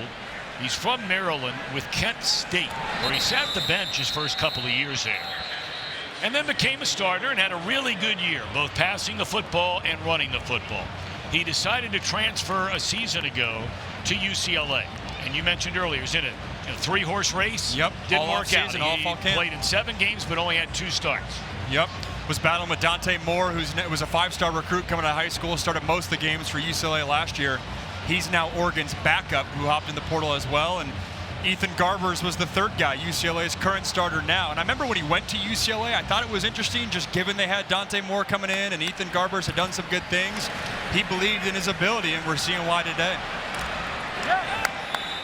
Well, the Orange has had far more success running the ball today than they have throwing the ball. That's a freshman, Jameer Thomas. Nickname is Wiggles, and he's unable to wiggle out of that tackle a yard behind or a yard beyond the original line of scrimmage. I mean, you got to wonder, is the defense this good, or is Syracuse pass game just gone south for a 2nd straight week, or a combination of the 2? And that'll be an interference call. Yep, no doubt about that, against Delane. So that's an automatic first down. Pass interference, defense, number 4. Ball be placed at the spot of the foul. First down. Tom, to answer your questions, like this play is the perfect example. It's been tight coverage across the board. In weeks prior, Syracuse has faced corners that are, taken with or given softer coverage and given those easy hitch throws. Virginia Tech, that hasn't been the case today. They've been right in the hip pocket of all these receivers, daring Syracuse to win downfield.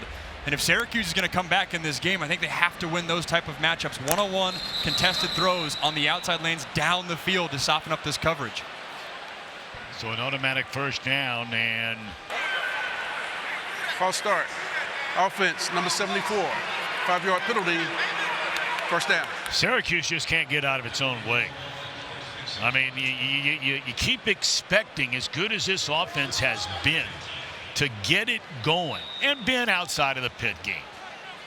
I mean, this is one of the most prolific passing teams in all of college football. It's been sloppy for sure. Now, Allen has had a good day. And you wondered that, right? They played on a Thursday night at Pitt, nationally televised game, whole country watching. Didn't go well. You get blown out. Up until that point in that season, they were 5-1 going into that game. A lot of momentum. You wondered how they would respond. Extra rest, week of practice. So far have come out flat. And it's the first time they played at home in almost 40 days. Their last home game was in September. How about that catch? Gadsden.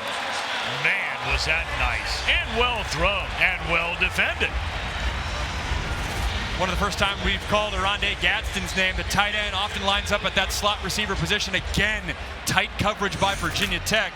Keontae Jenkins right there, but Syracuse comes down with the catch. Oh, he broke a tackle. And off to the races. Down the sideline, and is it a touchdown? Waiting. Still no signal given yet. The ball was fumbled, but I think the ground caused the fumble. Or did it? That is Justus Ross-Simmons. And they're saying, I still haven't seen the signal for a touchdown. Wow, what an effort. And that is a touchdown. You called it, Tom. Ground caused the fumble, at least at first glance. Foot getting tripped up. Don't think he touched the orange out of bounds. What an effort. Full extension by Justus Ross-Simmons. That's the risk you have. We've talked so much about this tight coverage defensively. If you're aggressive at the corner spot and you go for that interception, or you go to make a play on the football and you miss, there is no help behind you. Ross-Simmons taking advantage. The home run shot doesn't necessarily have to be a vertical downfield passing attempt. It can be a 5-yard hitch, make a man miss. Get yourself a house call. That is the first reception this year by Ross-Simmons. I mean, you got to find something to work. Why not?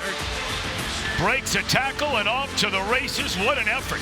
CW Football Saturday is presented by Verizon. The Orange back in the hunt.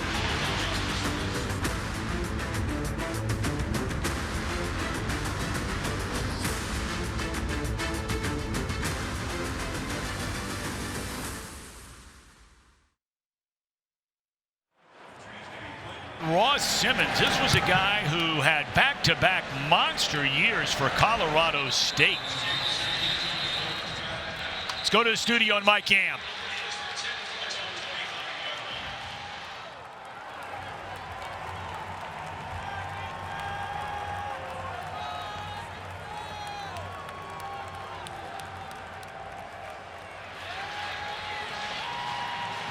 Yes, we are.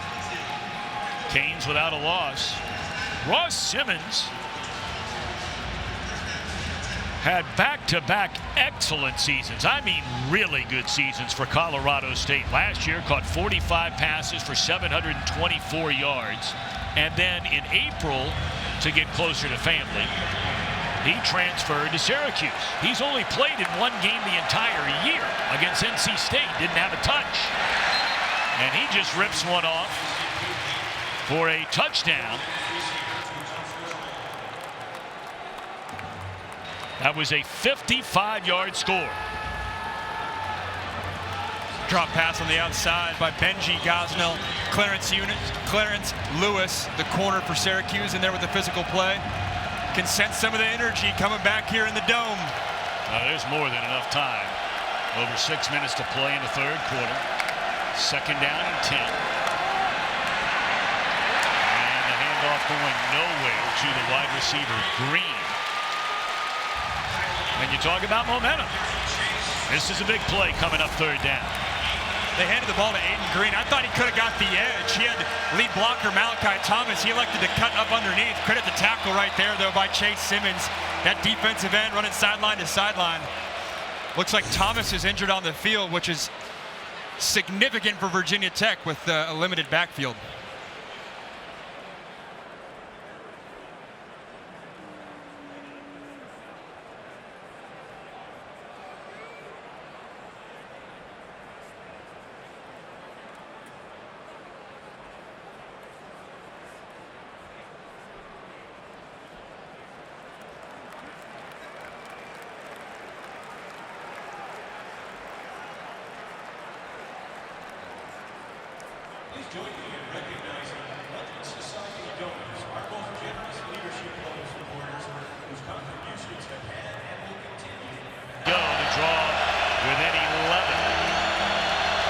Third down and 9. All day to throw and down the field and too strong. Felton had gotten behind a couple of Syracuse defenders. So the stop delivered by the Syracuse defense, and now McCord and company going to get it back. That old possession took all of about 35 seconds. Yeah, it was quick. This is a great blitz pickup by third string running back Jeremiah Coney right there against star Syracuse defender Marlowe Wax. Coming up hobbled. Virginia Tech taking a shot downfield, little double post action, trying to bite all of it off. Line drive punt returnable for Pena. And he's able to bring it right back up the gut. Excellent field position to the 45-yard line for Syracuse. One of the rare times Moore that low liner and gave Pena a shot. You give Pena a shot, he's going to hurt you. And man, Tom, you can feel this energy back in the stadium, even though it's been sluggish. Credit these fans. I think it's the benefit of being at home in the Dome rather than like we saw last week on the road at Pitt, enemy territory. It's easy for that negative momentum to continue. But you can sense the energy and a little bit of the momentum coming back to Kyle McCord in this offense. All right, so first down, McCord. And why not go back to the guy who just broke one for you, Ross-Simmons. So the last two plays from scrimmage after having not touched the ball the entire year. Ross-Simmons with back-to-back touches, back-to-back receptions, only a gain of 2. The Syracuse offense, we've talked about it a bunch today, averaging over 350 yards a game, only 160. No big plays down the field. Yes, there was the run and catch by Ross-Simmons, but very limited downfield passes. But this has been an effective weapon in a season where it has been rare that Syracuse ever runs the ball. But Allen, I tell you, he's got a legitimate chance for a 100-yard rushing game. Yeah, let's look at the ace cam. This has been it, right? The A gaps right behind the guards in the center. When they've had successful run plays, that's been the action.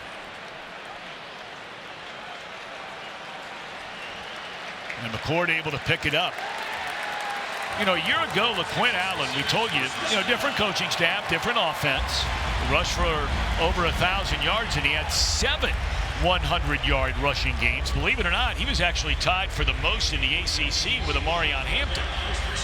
But then you go this year, and you rarely ever run it. Yeah, he's a weapon. Most running backs say, I got to get him a certain amount of carries. For him, it's just touches. In the hands of Pena.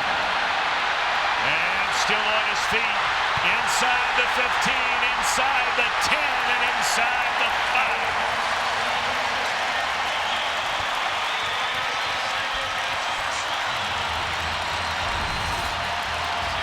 Look at the big war daddies in front of him. The offensive line getting out there and running. That's 4 offensive linemen getting the ball quickly to Pena. He runs right behind him, and I said it earlier, it doesn't necessarily have to be downfield home run shots. You can throw underneath and then run after catch with it. Pena, who's had a couple drops today, good response right there, and yards after catch to pick up a huge gain for the Orange. Quentin Reddish, who's really come on strong in his freshman year. 4-star high school recruit out of Charlotte, North Carolina, is injured down on the play.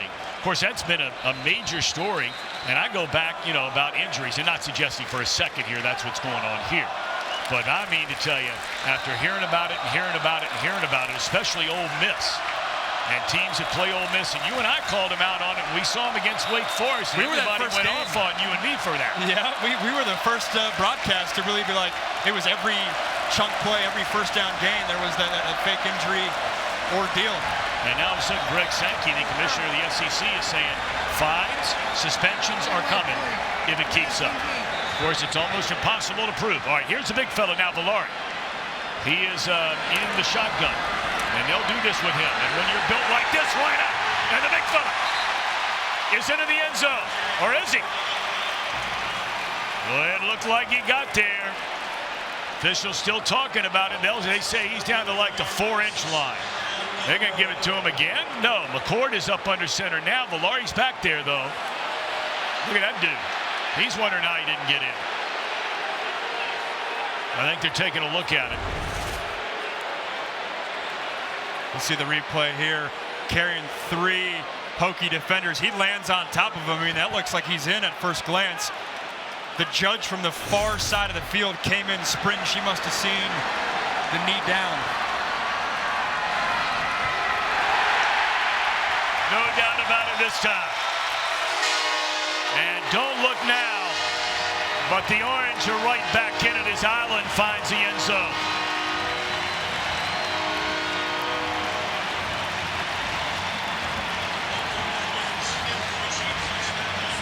We said it, they got to get this guy going. LeQuint Allen using the Wildcat, but obviously the big play down the field. Trebor Pena on that screen pass got him there. Jumped the pile from LeQuint Allen. Kyle McCord's got to be fired up about this one. Take the pressure off your star quarterback, help him around him, get an easy completion on that screen pass. Utilize the Wildcat to get in. Well, you got to go for 2 here. Try to get you within 3. Allen in the backfield. Pena in motion. McCord going to throw it wide open.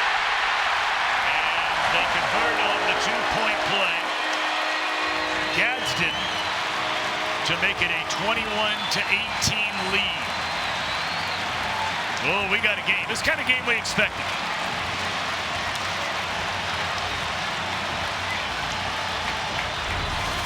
Fran Brown's fired up, and he should be, because they're going to send someone to the flat and someone to sneak right back around. Oftentimes in this scenario, I mixed up the receivers there, but the same position on the field. So often defenders expected in the front and the back pylon towards the edge. Kyle McCord stands in the pocket, vacated zone right in the middle of the field, a lot of grass to attack.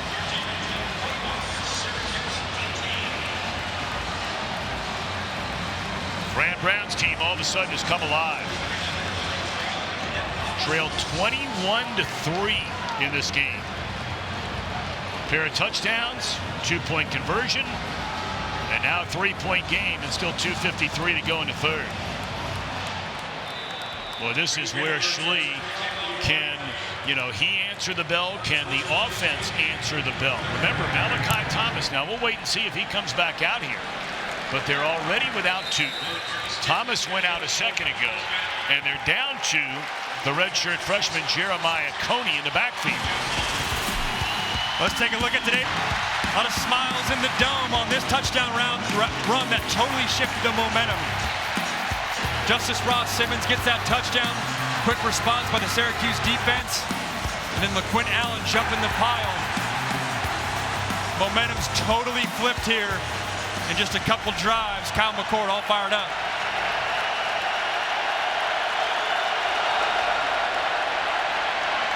Well, that's something we've not seen here through the third quarter, and that's just a straight-up quarterback run.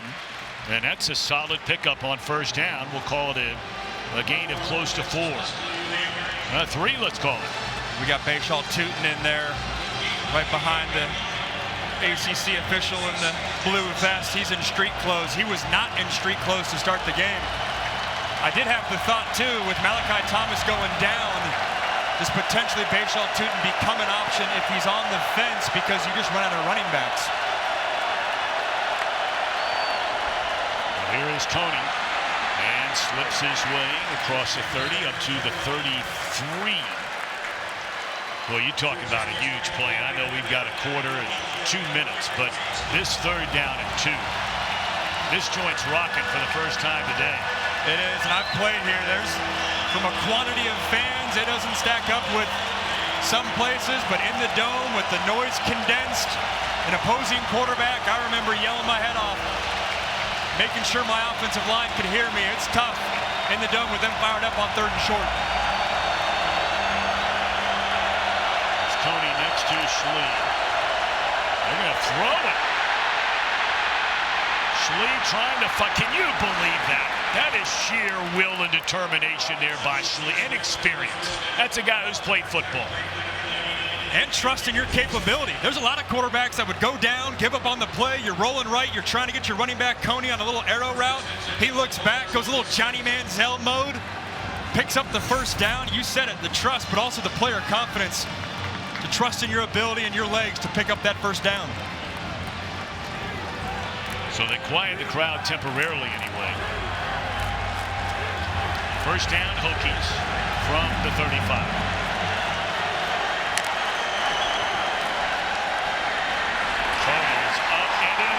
Loose. The ball is loose, and Virginia Tech has it. Wax comes away with a football, but there was a big hit. As soon as Coney took that ball, it looked like it was a free safety, Deuce Chestnut.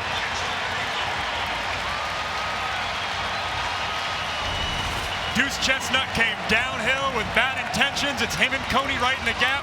Eyes up. It's great form tackle. Low man wins. That ball's out. Marlowe Wax picks it up. Man, Deuce Chestnut started at Syracuse, transferred to LSU last season, now back at Syracuse, and they're glad he's in the orange. All right, so now you get the takeaway. McCord and company inside the 40. Give it to Allen. And wrapped up after a couple of yards on first down. And that will more than likely be the final play. We'll see.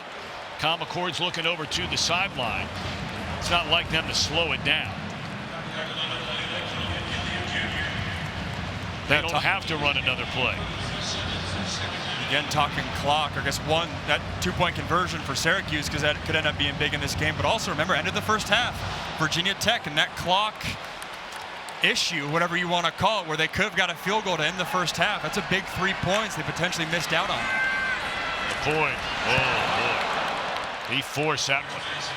And closing fast was Dorian Strong. Man, these corners are playing aggressive, and any time a play like that happens where the corner is breaking on that with zero hesitation, an alarm goes off in the offensive coordinator's mind, especially at this part in the field, to double move them on the outside. If you're going to play that aggressive, give me a slant and go on the outside and take advantage of that aggressiveness from the Hokies. And so 5 seconds left here in the third quarter. A 3rd down and 8 for the Orange. McCord, short drop, and that looks like it's enough for a first down on the catch by Jackson Meeks. And all right, Mike, thank you very much. Here we go in the fourth quarter. It's a 3-point lead in favor of the Virginia Tech Hokies. The winner of this game becomes bowl eligible. Syracuse with a win goes to 6-2. Virginia Tech with a win would have 4 straight wins for the first time in a long time. You've got to go back to September of 2017. 2nd down and 10. The Orange at the Virginia Tech 28.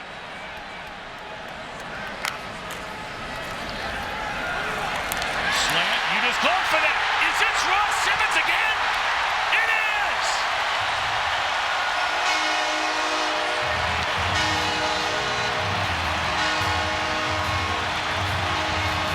I mean, this is storybook stuff for this young man.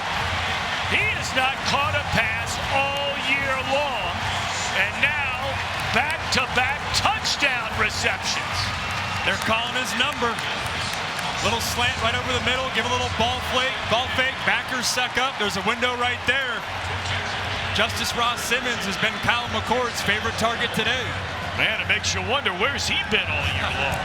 I mean, oh, it's blocked, and it's into the hands of West Virginia, Virginia Tech, and racing back the other way and tackled at the 45 is Jalen Jones. So now all of a sudden, rather than a 4-point lead, it is a 3-point lead, which could turn out to be a huge play in this game. Ross-Simmons now with 3 catches, 2 of them for touchdowns. Right here, you're going to see Kyle McCord shove it in the running back's gut, pull it, and then just a poor angle by Mose Phillips, that safety, thinking that he was going to settle down. The big body Justus Ross-Simmons coming across the middle, 6'3", 212, using that frame. Again, poor angle, and he gets in there easy. Then here on the extra point, too, you're seeing big Antoine Powell-Ryland, one of their best defenders, kind of leaps over that A-gap right there, gets a big mitt in the air. And that's his game. How huge would that have been if they were able to return that thing? Get a couple points of their own right. Yep. So 24-21. Well, you know, here you are, Virginia Tech. You're in the 4th quarter. No one knew. They might have known in that locker room, but no one knew we wouldn't see Kyron Drones. We found out literally minutes before the game he was not going to play. And again, to repeat, it is not because of any disciplinary action. You saw him in a walking boot down there. So that's number 1. We knew that Tuten was injured trying to put the game on ice against Georgia Tech, injured his ankle last week. Brent Pry told us he thought Tuten would play. Less than 100%, but play. He has not played it down. His backup, Thomas, and it looks like Thomas is back in the game now at running back after the fumble a moment ago, which led to the touchdown by Coney. Yeah, that to me is the biggest question right now. What's Thomas's health like? He's split out wide, and Jeremiah Coney had the fumble last drive. How much trust do they have in him? This is what they've gotten away from here in the second half, and for the life of me, I can't understand why. You can make an argument this has been their best play in the game. And what's unique, when you're thin at running back, put your receiver back there, Jalen Lane. He splits out to the right side. You're faking that toss sweep action. There's no one to keep contained. Collin Schlee's legs do the rest. You know, they take sack yardage into account when you're figuring out how well a quarterback is running the ball. And he's had a couple of called back on penalties. But Schlee has run it effectively here in the game today. The stats are not going to show. Thomas for a couple of yards. Brings up 2nd down and 8. You know, we're talking about what a huge day this is in the ACC. Here in this game, granted, long shot, but both teams still have a shot, would need a lot of help, to get to an ACC championship game. Both teams today, they lock up a win, they're bowl eligible. You have Miami taking on Duke. Miami's gotten by the skin of its teeth 3 times already this year. We'll finish up this thought after we check on the injured player. The game brought to you by Progressive Insurance. Save when you bundle auto, home, and motorcycle insurance. Visit Progressive.com. This is why we have a close ball game. Justus Ross-Simmons, 3 catches, 2 touchdowns. The transfer from Colorado State. He had 6 touchdowns in his career as a Ram, but this is his first multi-touchdown game. And man, is it coming at a good time for Fran Brown and this Syracuse Orange team. All right, 2nd down and 9. And a safe throw, good catch. And still on his feet is Stephen Gosnell, who's had a big game. Couple of long receptions in the opening half. He's up over 100 receiving yards, 5 catches on the day for Stephen Gosnell. It's a good day to be a receiver wearing number 12 in the dome. Both sides getting it done. You're right. The toughness, too, from Gosnell. Again, he took that shot. That was a big hit. I thought for sure he'd be out of this game. Shows the grit he has. No doubt about it. Thomas with a big hole off to the right side, and that'll be a 1st down, a gain of 12.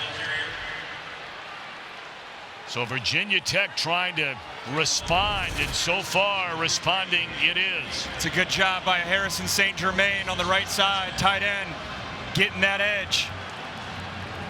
It allows Malachi Thomas to go up, to cut up untouched and quickly get to the 2nd level of this Syracuse Orange defense. That's another guy who's nicked up. Thomas. Drones is not played. Tuten is not played. Can Virginia Tech win on the road and become bowl eligible for what would be, you take out the year the players voted not to play 2 years ago, it would be 30 bowl games in the last 31 seasons for Virginia Tech. That is impressive. That's getting it done. Yep. That's consistency. It's what Brent Pry is trying to establish back in this program. We talked about it in the open too. Virginia Tech coming in here on a 3-game winning streak. You're in year 3 at Brent Pry, trying to take that next step as a program. This month of November is going to be a huge test. That's a beautifully designed play. And then the ball is jarred loose out of bounds. It'll still belong as Gosnell took a big hit. But I think they're going to mark it. Well, let's see. Yep, it's good enough for a first down. And it's a huge hit by safety Devin Grant, first team All-MAC player last year at Buffalo. Came to Syracuse with co-defensive coordinator Robert White. That's textbook right there. We've seen some action here today with the turnover department, especially ball security or lack thereof. So a first down, ball at the 20-yard line.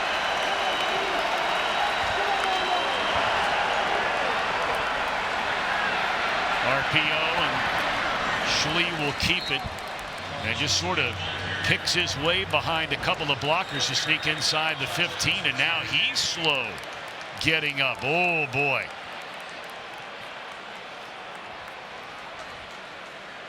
If he's hurt, they'd have to go to Pop Watson, their third-string quarterback, young guy that they're excited about, but very inexperienced, especially compared to Schlee. You're going to see the patient run right here, and I saw his head whiplash back a little bit. The way he was tangled up, I wonder if it's a lower body injury. Looks like he might go to his left knee. Ankle, knee, right there with the Syracuse defensive lineman, linebacker on him. Could tell he was trying to shrug off the staff, saying, I don't want to come out. William Watson III, they call him Pop. Smaller guy, and what a moment this would be for him down on the road to see major action really for the first time. Well, he saw action in 2 games a year ago. And there's Drones. I mean, there's not much he can do. Clearly, all eyes right now. You know, Watson and Schlee went into camp battling for who would be the backup quarterback behind Drones this season.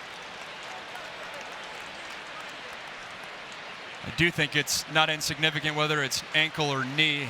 With your adrenaline going, if you're calling Schlee, ankle's a little bit more manageable to get an extra tape job and get back out there. Knee's more scary because obviously you got some heavy-duty ligaments in there.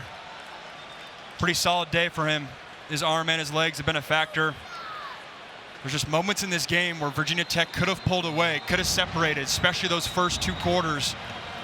They weren't able to do so. Virginia Tech's defense was playing at a really high level, but the offense couldn't convert on touchdowns to separate. Instead, Syracuse took advantage of the momentum in the 3rd quarter and got it back on their side.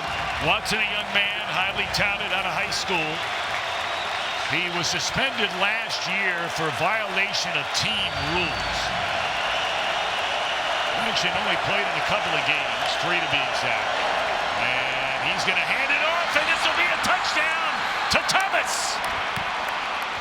So on the very first play, after their backup quarterback goes down and the 3rd-string quarterback Watson comes in, Virginia Tech does what Virginia Tech does, and that's run the football. As Schlee's still limping around along that sideline. They're going to trust their run game as we see the ace ump cam. It's a great job by the right side of the offensive line. Parker Clements at right tackle, Caden Moore right guard, washing the Syracuse defensive line out. Gave a nice cutback lane for Malachi Thomas, and when a 3rd-string young quarterback comes in, you know you're expecting run if you're a defense. Even so, the Hokies are able to get it in for a touchdown. This is a game. Back and forth we go. 28-24. How big is that point after getting blocked, potentially moving? The Orange offense has come alive, but Virginia Tech answers in a big way after falling behind. Goes down the field, comes up with a touchdown, and here we go. 4-point game with 11:04 to play in the 4th quarter.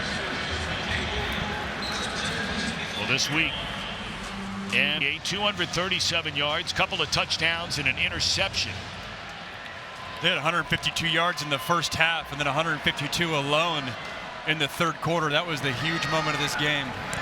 Batted into the air and incomplete. I mean, that was like a jailbreak.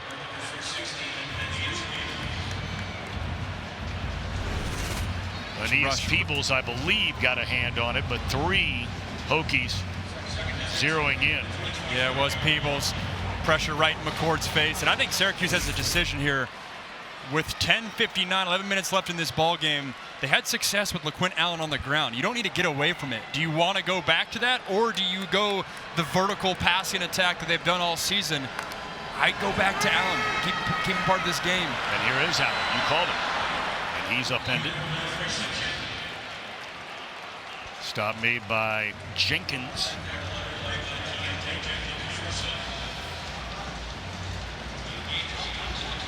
Trebor for more on Schlee. Was just on the Virginia Tech sideline taking a look at Collin Schlee. He appears to be, for all intents and purposes, planning to go right back in there once they get their next series. He was sitting with his quarterback coach, watching the iPad, still very much so engaged in this tilt.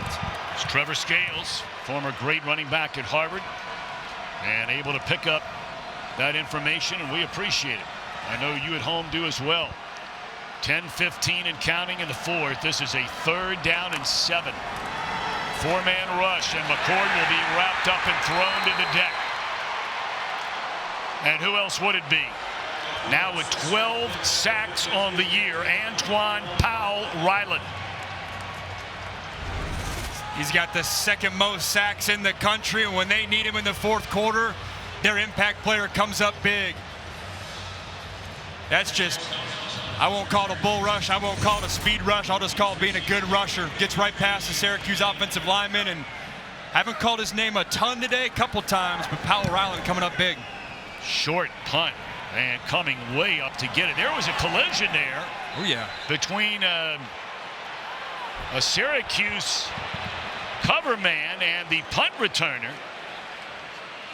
And generally that flag is not thrown on the punt returner. Not at all. Surprised they didn't come out right away.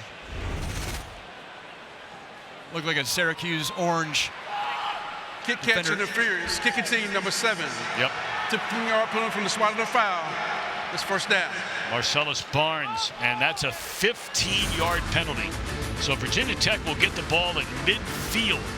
We're under 10 minutes to go here in the 4th. 50 years.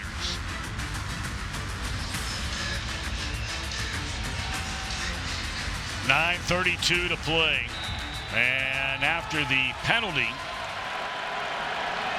1st down for the Hokies at the Syracuse 37-yard line, and sides pointing the other way as Schlee is back into the game at quarterback for Virginia Tech.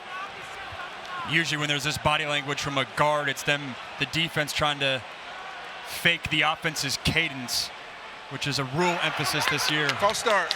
Offense, number 68. 5-yard penalty. 1st down. I mean to tell you, that Virginia Tech sideline erupted in frustration, as did Caden Moore. His brother, of course, plays right next to him along that offensive line. As a defensive lineman or linebacker, you can't emulate the cadence. In my experience, when offensive linemen react that way, it's because someone barks something that's illegal, and it's an awfully tough call for the refs to hear and make. Well, that's a fascinating graphic right there. You're playing without 2 of your best players. And the 2 guys who have come in to replace him, at least as far as total yards are concerned, have been just as good. They have. And that's a testament to the line, too. Exactly. And if they come out of here with a win, this is a really program-defining moment for Brent Pry, when you don't have your 2 most impactful offensive players, and you can go on the road. Again, coming in here with a 3-game win streak and extend it to 4. This feels like a big moment, not only just a game, but a big moment in the Brent Pry program at Virginia Tech. 2nd down and 14. Thomas breaks a couple of tackles, powers his way to the 30-yard line. It'll bring up a 3rd down and 2. Boy, Thomas, we talked about all the success this young man has had as his career. Of course, he missed all of 2022 with an injury after a great 21 as a freshman. a really good bounce back year last year. And now this year, he just rarely ever gets a football. And like you said, it's not because of anything he did wrong. Exactly. It's because Bhayshul Tuten's one of the best running backs in America. And there's only CFP perspective. And like you said, Miami, feels like all season they've done it in close games and then somehow try to find a way to pull up late. They're up 8 as we speak. Yep, still almost an entire quarter to go. And here's Thomas. Man, I tell you what, this guy is impressive. He was stopped short of the first down and kept his feet churning and churning to break tackles. Let's look at the perfect view of the ace hump cam. What a physical run. There's 4 Syracuse Orange defenders getting into his body. You talk about the contact balance, being able to take that shot underneath the chin, but being able to roll with it, utilize that frame.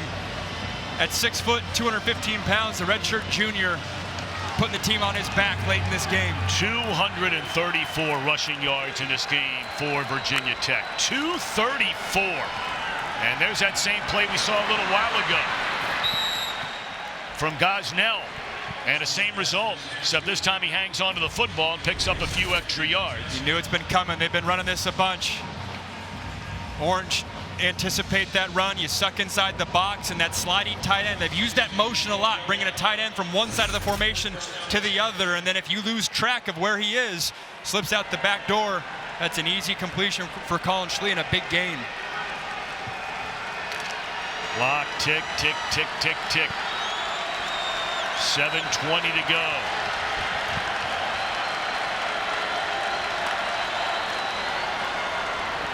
Thomas surrounded by Syracuse defenders.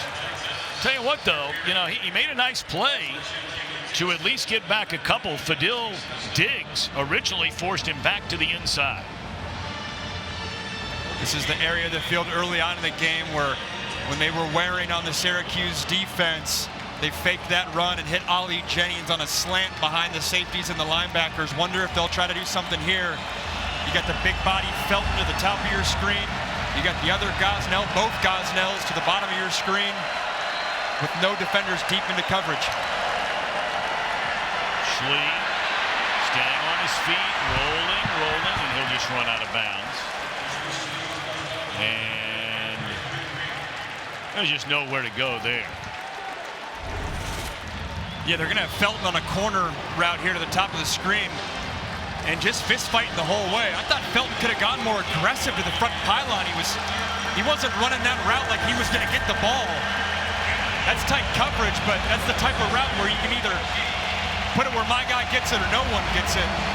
Big third down here. Yeah, big difference here. I mean, they score a touchdown, you're in a world of trouble. They kick a field goal, you still got a shot. Schlee rolling, chased, avoids trouble, and once more steps out of bounds at the 10. So out comes the field goal unit. And Syracuse able to step up defensively and force the field goal try to stay in this one. No issue with the ankle or the knee, whatever that injury was here. He's scampering around using that dual threat ability. And Tom, once again, how big is that blocked extra point? Now you're up 4. A field goal will put you up 7. The difference between up 7 and up 6 late in the game is night and day. So here's Love. 27 yards out and right down the middle. He's only missed twice all year. John Love, the sophomore out of Spartanburg, South Carolina, and he's a good one. Really good one. And what a day for Schlee. So good in the first half. Things quieted down a little bit for him in the second half, but when they needed him the most, 2 drives, back-to-back scoring drives here in the fourth quarter. Schlee, even though he had to limp off the last one, resulting in the handoff for a touchdown, but he got him down there. You said it. You said it. And again, that blocked extra point, you come back to that moment. Here, Syracuse had all the momentum, and then Antoine Powell-Ryland, easy rush. Nothing fancy there, just right in between the guard and the center. He does jump over the guard and the center, which is a penalty. That was a very easy, lighthearted jump, so I think the refs missed that. Well, I wish I could have a lighthearted jump like that. He makes it look easy. Good Lord. I couldn't jump that high standing on a ladder. You ever block a punt in your? No, absolutely not. I can see Tom Brenneman off the edge selling out. No, you got that feistiness. I can see Might have been able to block it with my mouth. That'd be about it. But again, how crucial is that? 7 points. Now Kyle McCord has to go down there, go for a touchdown, and maybe Fran Brown has a 2-point conversion decision on his hands. But you know, you brought up a good point. You got 5:16 left here now. Okay, they have all 3 timeouts remaining.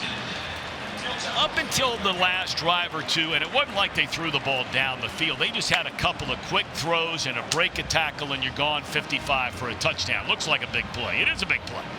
But they have run the ball so much better than they have really this entire year here today. Yeah, it's the identity of what you've been the past month versus the identity of what you've been today. I think offensive coordinator has a decision on their hands. For Virginia Tech, you know their identity offensively. They're going to use the quarterback run game and have the pass game play off of that. For Syracuse, what do they decide to do on this drive? All right, they're going to hand it off on first down.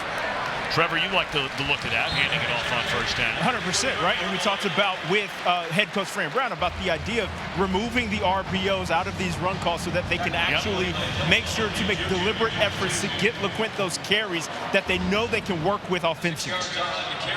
Yeah, what Trevor's talking about there is there's been criticism, hey, you got to run the ball more. Well, they're calling run plays, but the RPOs, the run pass options off of it, because of Kyle McCord's read, take the ball elsewhere. You take those RPOs off, like Trevor's saying, it forces the run game issue. Of course, you know, then there's the life of a fan, right? You haven't run the ball all year long, and now on a drive where you need a touchdown to win the game, you turn around and hand it off on back-to-back, and some of the boo birds show up. Oh, yeah. Oh, yeah. And with 4:30 left, you have to wonder if they're trying to take it of don't give Virginia Tech the opportunity to get the ball back on their side. But for Syracuse, I don't know if you fear Virginia Tech's offense as much. I think Virginia Tech defensively knows how explosive this Syracuse offense can be. All right, so it is a 3rd down and 2. And that's an easy pickup there. Yeah, big hit. But the reception is made to move the chains by LeQuint Allen. He touches the ball all 3 plays to start this drive. Ooh, and we're going to see a flag here, too, on the Virginia Tech sideline. It came as LeQuint Allen was coming off the sideline. Obviously, his momentum pushed him to the Hokie sideline. Yeah, but the question is, you know, the way Allen's pointing that hand, it makes you wonder, is he the one that's going to get flagged here? I mean, generally, you don't see that in front of the other team's bench. Ruling on the field is a first down. After the play, unsportsmanlike conduct, offense number 1. 15-yard penalty is 1st and 10, Syracuse. All right, let's see what happened down there. Yeah, good wrap-up play. Dante Lovett. Okay, he looked like they were trying to help him there on the sideline, and don't know what happened after that. Just don't know. In real time, there wasn't a physical altercation. Now, there's no way he's being flagged for touching the official. There's no way in the world, as he's turning around trying to hand off the ball. He had to have said something? Maybe so. You could be right. It could be something he said, because that would be a shocker if that is what drew the flag. And we're not going to know until after the game. Personal foul, hands to the face, defense, number 1. 15-yard penalties added to the end of the play, first down. So you get it right back? Yeah, you get it right back. Justice served on record.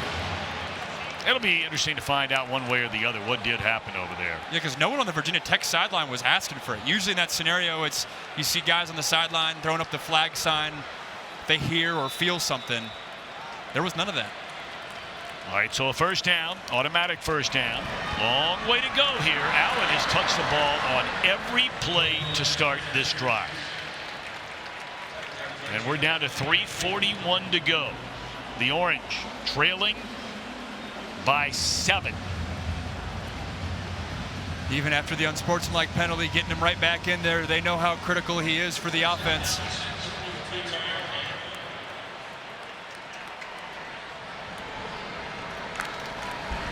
Allen once more slithers his way across the 40, close to the 48-yard line.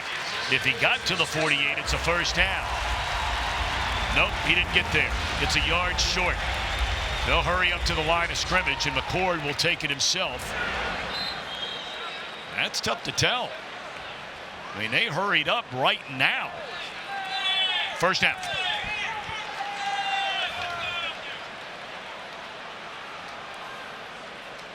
It'll be interesting, too, as Syracuse has to throw this ball. Which receiver do they elect to dial up? You know, going into this game, it was Meeks and Pena as the go-to guy, but Justus Ross-Simmons has emerged. And the catch is made across midfield by Ross-Simmons again. Well, he has been their main weapon here in the second half. A guy who had not touched the ball the entire season. Caught over nearly 70 passes the last couple of years at Colorado State, but not a single reception all year. And he has 2 touchdowns in a game. And this is the formation that would give me the most fear if I was Virginia Tech. Empty formation, forcing your linebackers to cover on guys like Allen and Pena in the slot. Throw, and they find the tight end, Gadsden. And that is a first down. That will take us to the 2-minute timeout. Kyle McCord in the orange, needing a touchdown and an extra point to tie it. 1:58 in the fourth.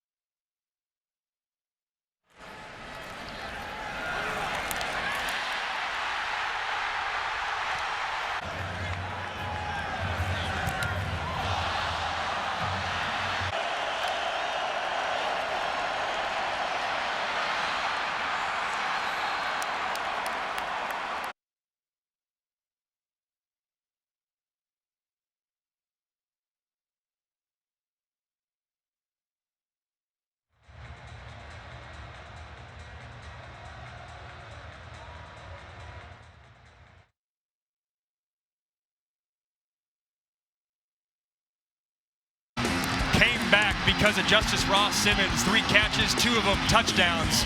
But then the blocked extra point by Antoine Powell-Ryland, Virginia Tech star pass rusher, really switched the momentum back to the Hokies. And then they've been leaning on Malachi Thomas all 4th quarter with star running back Bhayshul Tuten down. All right, so 3rd down and a foot. Why, they're in shotgun here, 3rd and a foot. They just went for it a minute ago up under center, 3rd down and a foot.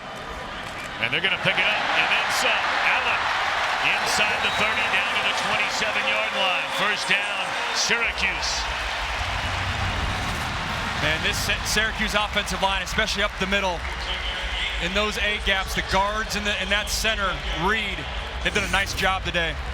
Several times today, they've broken through that defensive line and picked up a big run game. They need it now. 1:35 and counting. Syracuse with all 3 timeouts remaining. McCord to throw it. And overthrew the intended target.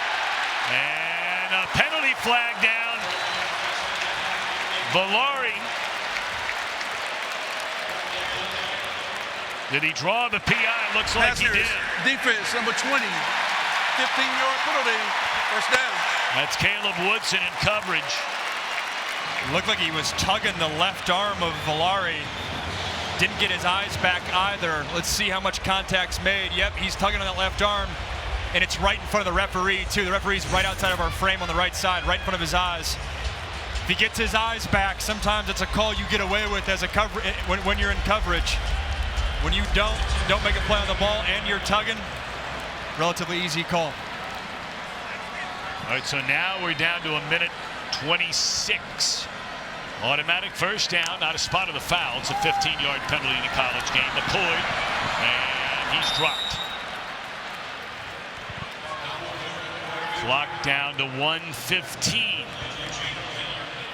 Nice pursuit by Jaden Keller, linebacker for Virginia Tech. And if you're the Hokies now, you got to start thinking about, do you use a timeout with 3 in your back pocket and don't let Syracuse bleed this clock and have this be the last possession of the game? The fact that they have not given up their timeouts means they're going to trust their defense, a defense that is one of the best red zone defenses in the country, a top 5 red zone defense. All right, second down, and to throw it, and it's caught inside the 2-yard line by Pena. And that is enough for a first down. It is first and goal for the Orange. We saw similar action earlier on in the game to Justus Ross-Simmons. This time it's Pena. Try to get in there with McCord on the keeper up under center. Did not get there. Second down and goal. And a timeout taken by Syracuse.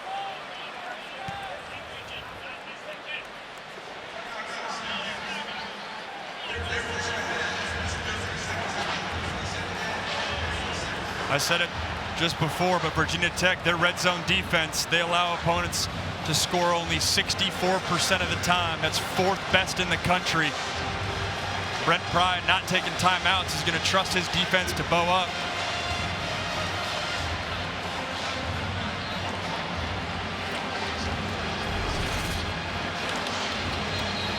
Seen this a few times today, the quarterback sneak by McCord.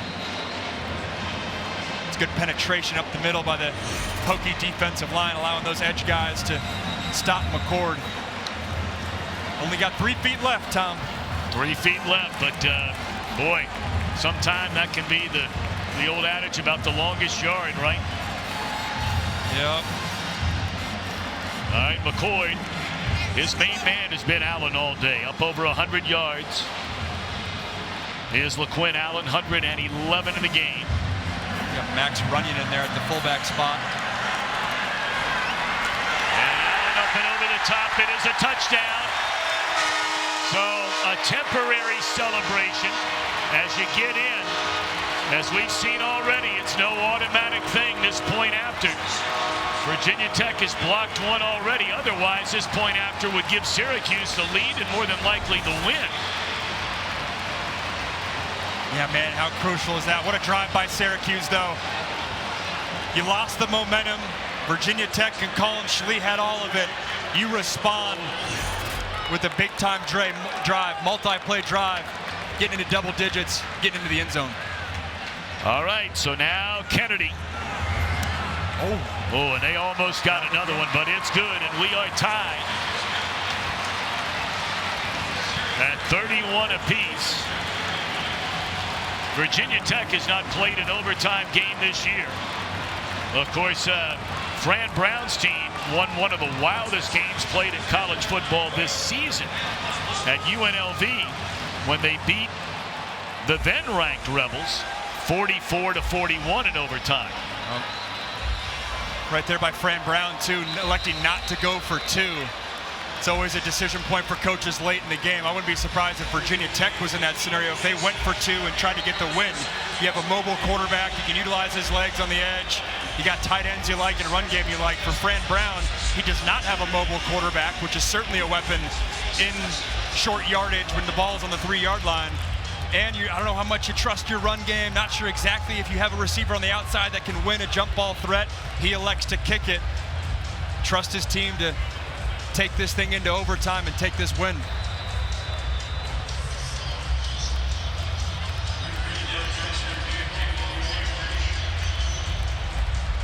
You got Thomas Williams and Malachi Thomas standing back waiting on this kick that will be through the back of the end zone.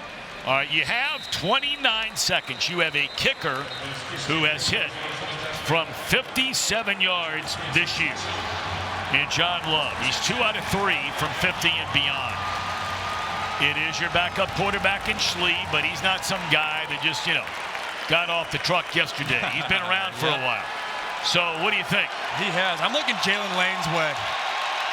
The slot receiver, the yards after catch specialist for the Hokies. See if you can get something underneath for him or in the intermediate and see if he can make someone miss to pick up a big gain and make this field goal more realistic. Well, you got a ways to go. You do have 3 timeouts. Or are they just going to settle and play for the overtime? They're going to settle and play for the overtime. 25, and on first down they spread it out and they're going to run it on first down to Allen. As Virginia Tech won the toss, elected to play defense, and that is a first down run. What a play call too, a little swinging gate action to start. You had multiple offensive linemen to the left side, knowing that Virginia Tech's going to be outmanned or out-leveraged. That's the type of play call I'm sure they've practiced every Friday, knowing that if we get to an overtime situation, that's what we're going to pick up an easy 15 yards. Valari got confused on if he's in the game or not. He comes racing back out there. First down and goal from just inside the 10. McCord gives it to Allen, and he is spinning his way for the touchdown.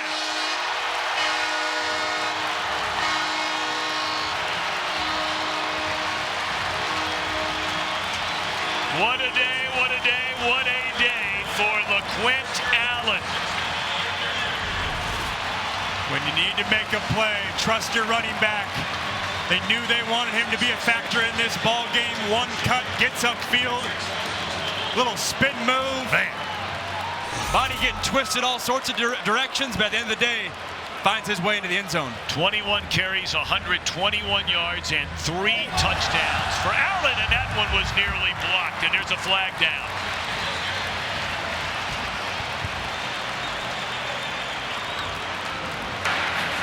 Offside.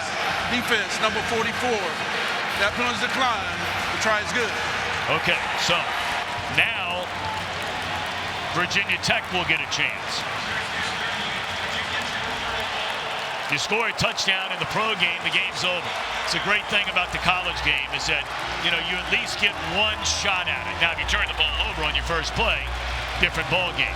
Makes for more drama. And I want to go back to that first play that Syracuse dialed up because they didn't waste any time. You have 4 offensive linemen right there on the outside. You know that they have to bring defensive linemen with those offensive linemen, which gives you leverage inside the middle of the field, what was the box, as you say.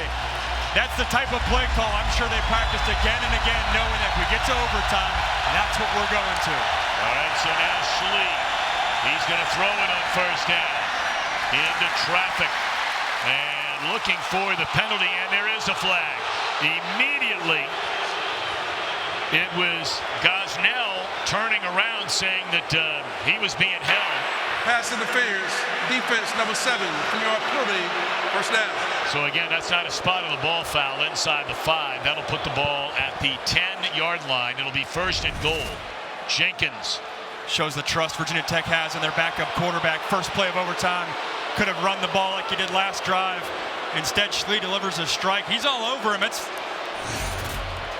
Barnes. That's tight coverage. It's a bang-bang call. Marcellus Barnes, freshman who came back after missing the prior 3 games. And look at this. Quarterback looking to the end zone. Oh, boy. I'm not sure where he was going. More importantly, why did he even throw it?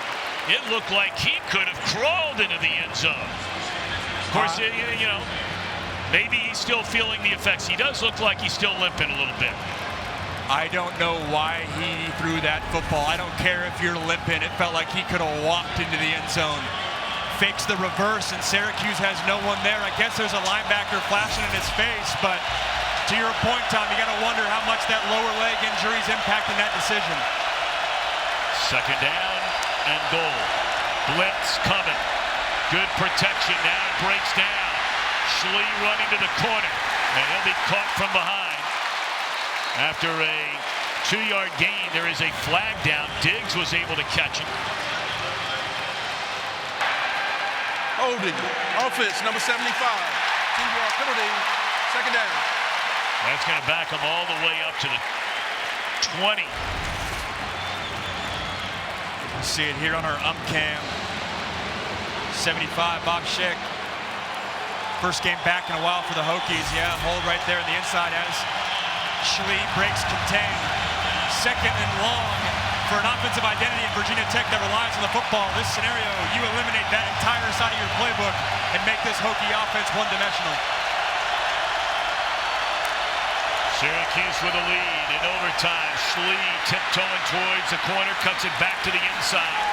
And the ball comes loose, it did it! Syracuse has won the game!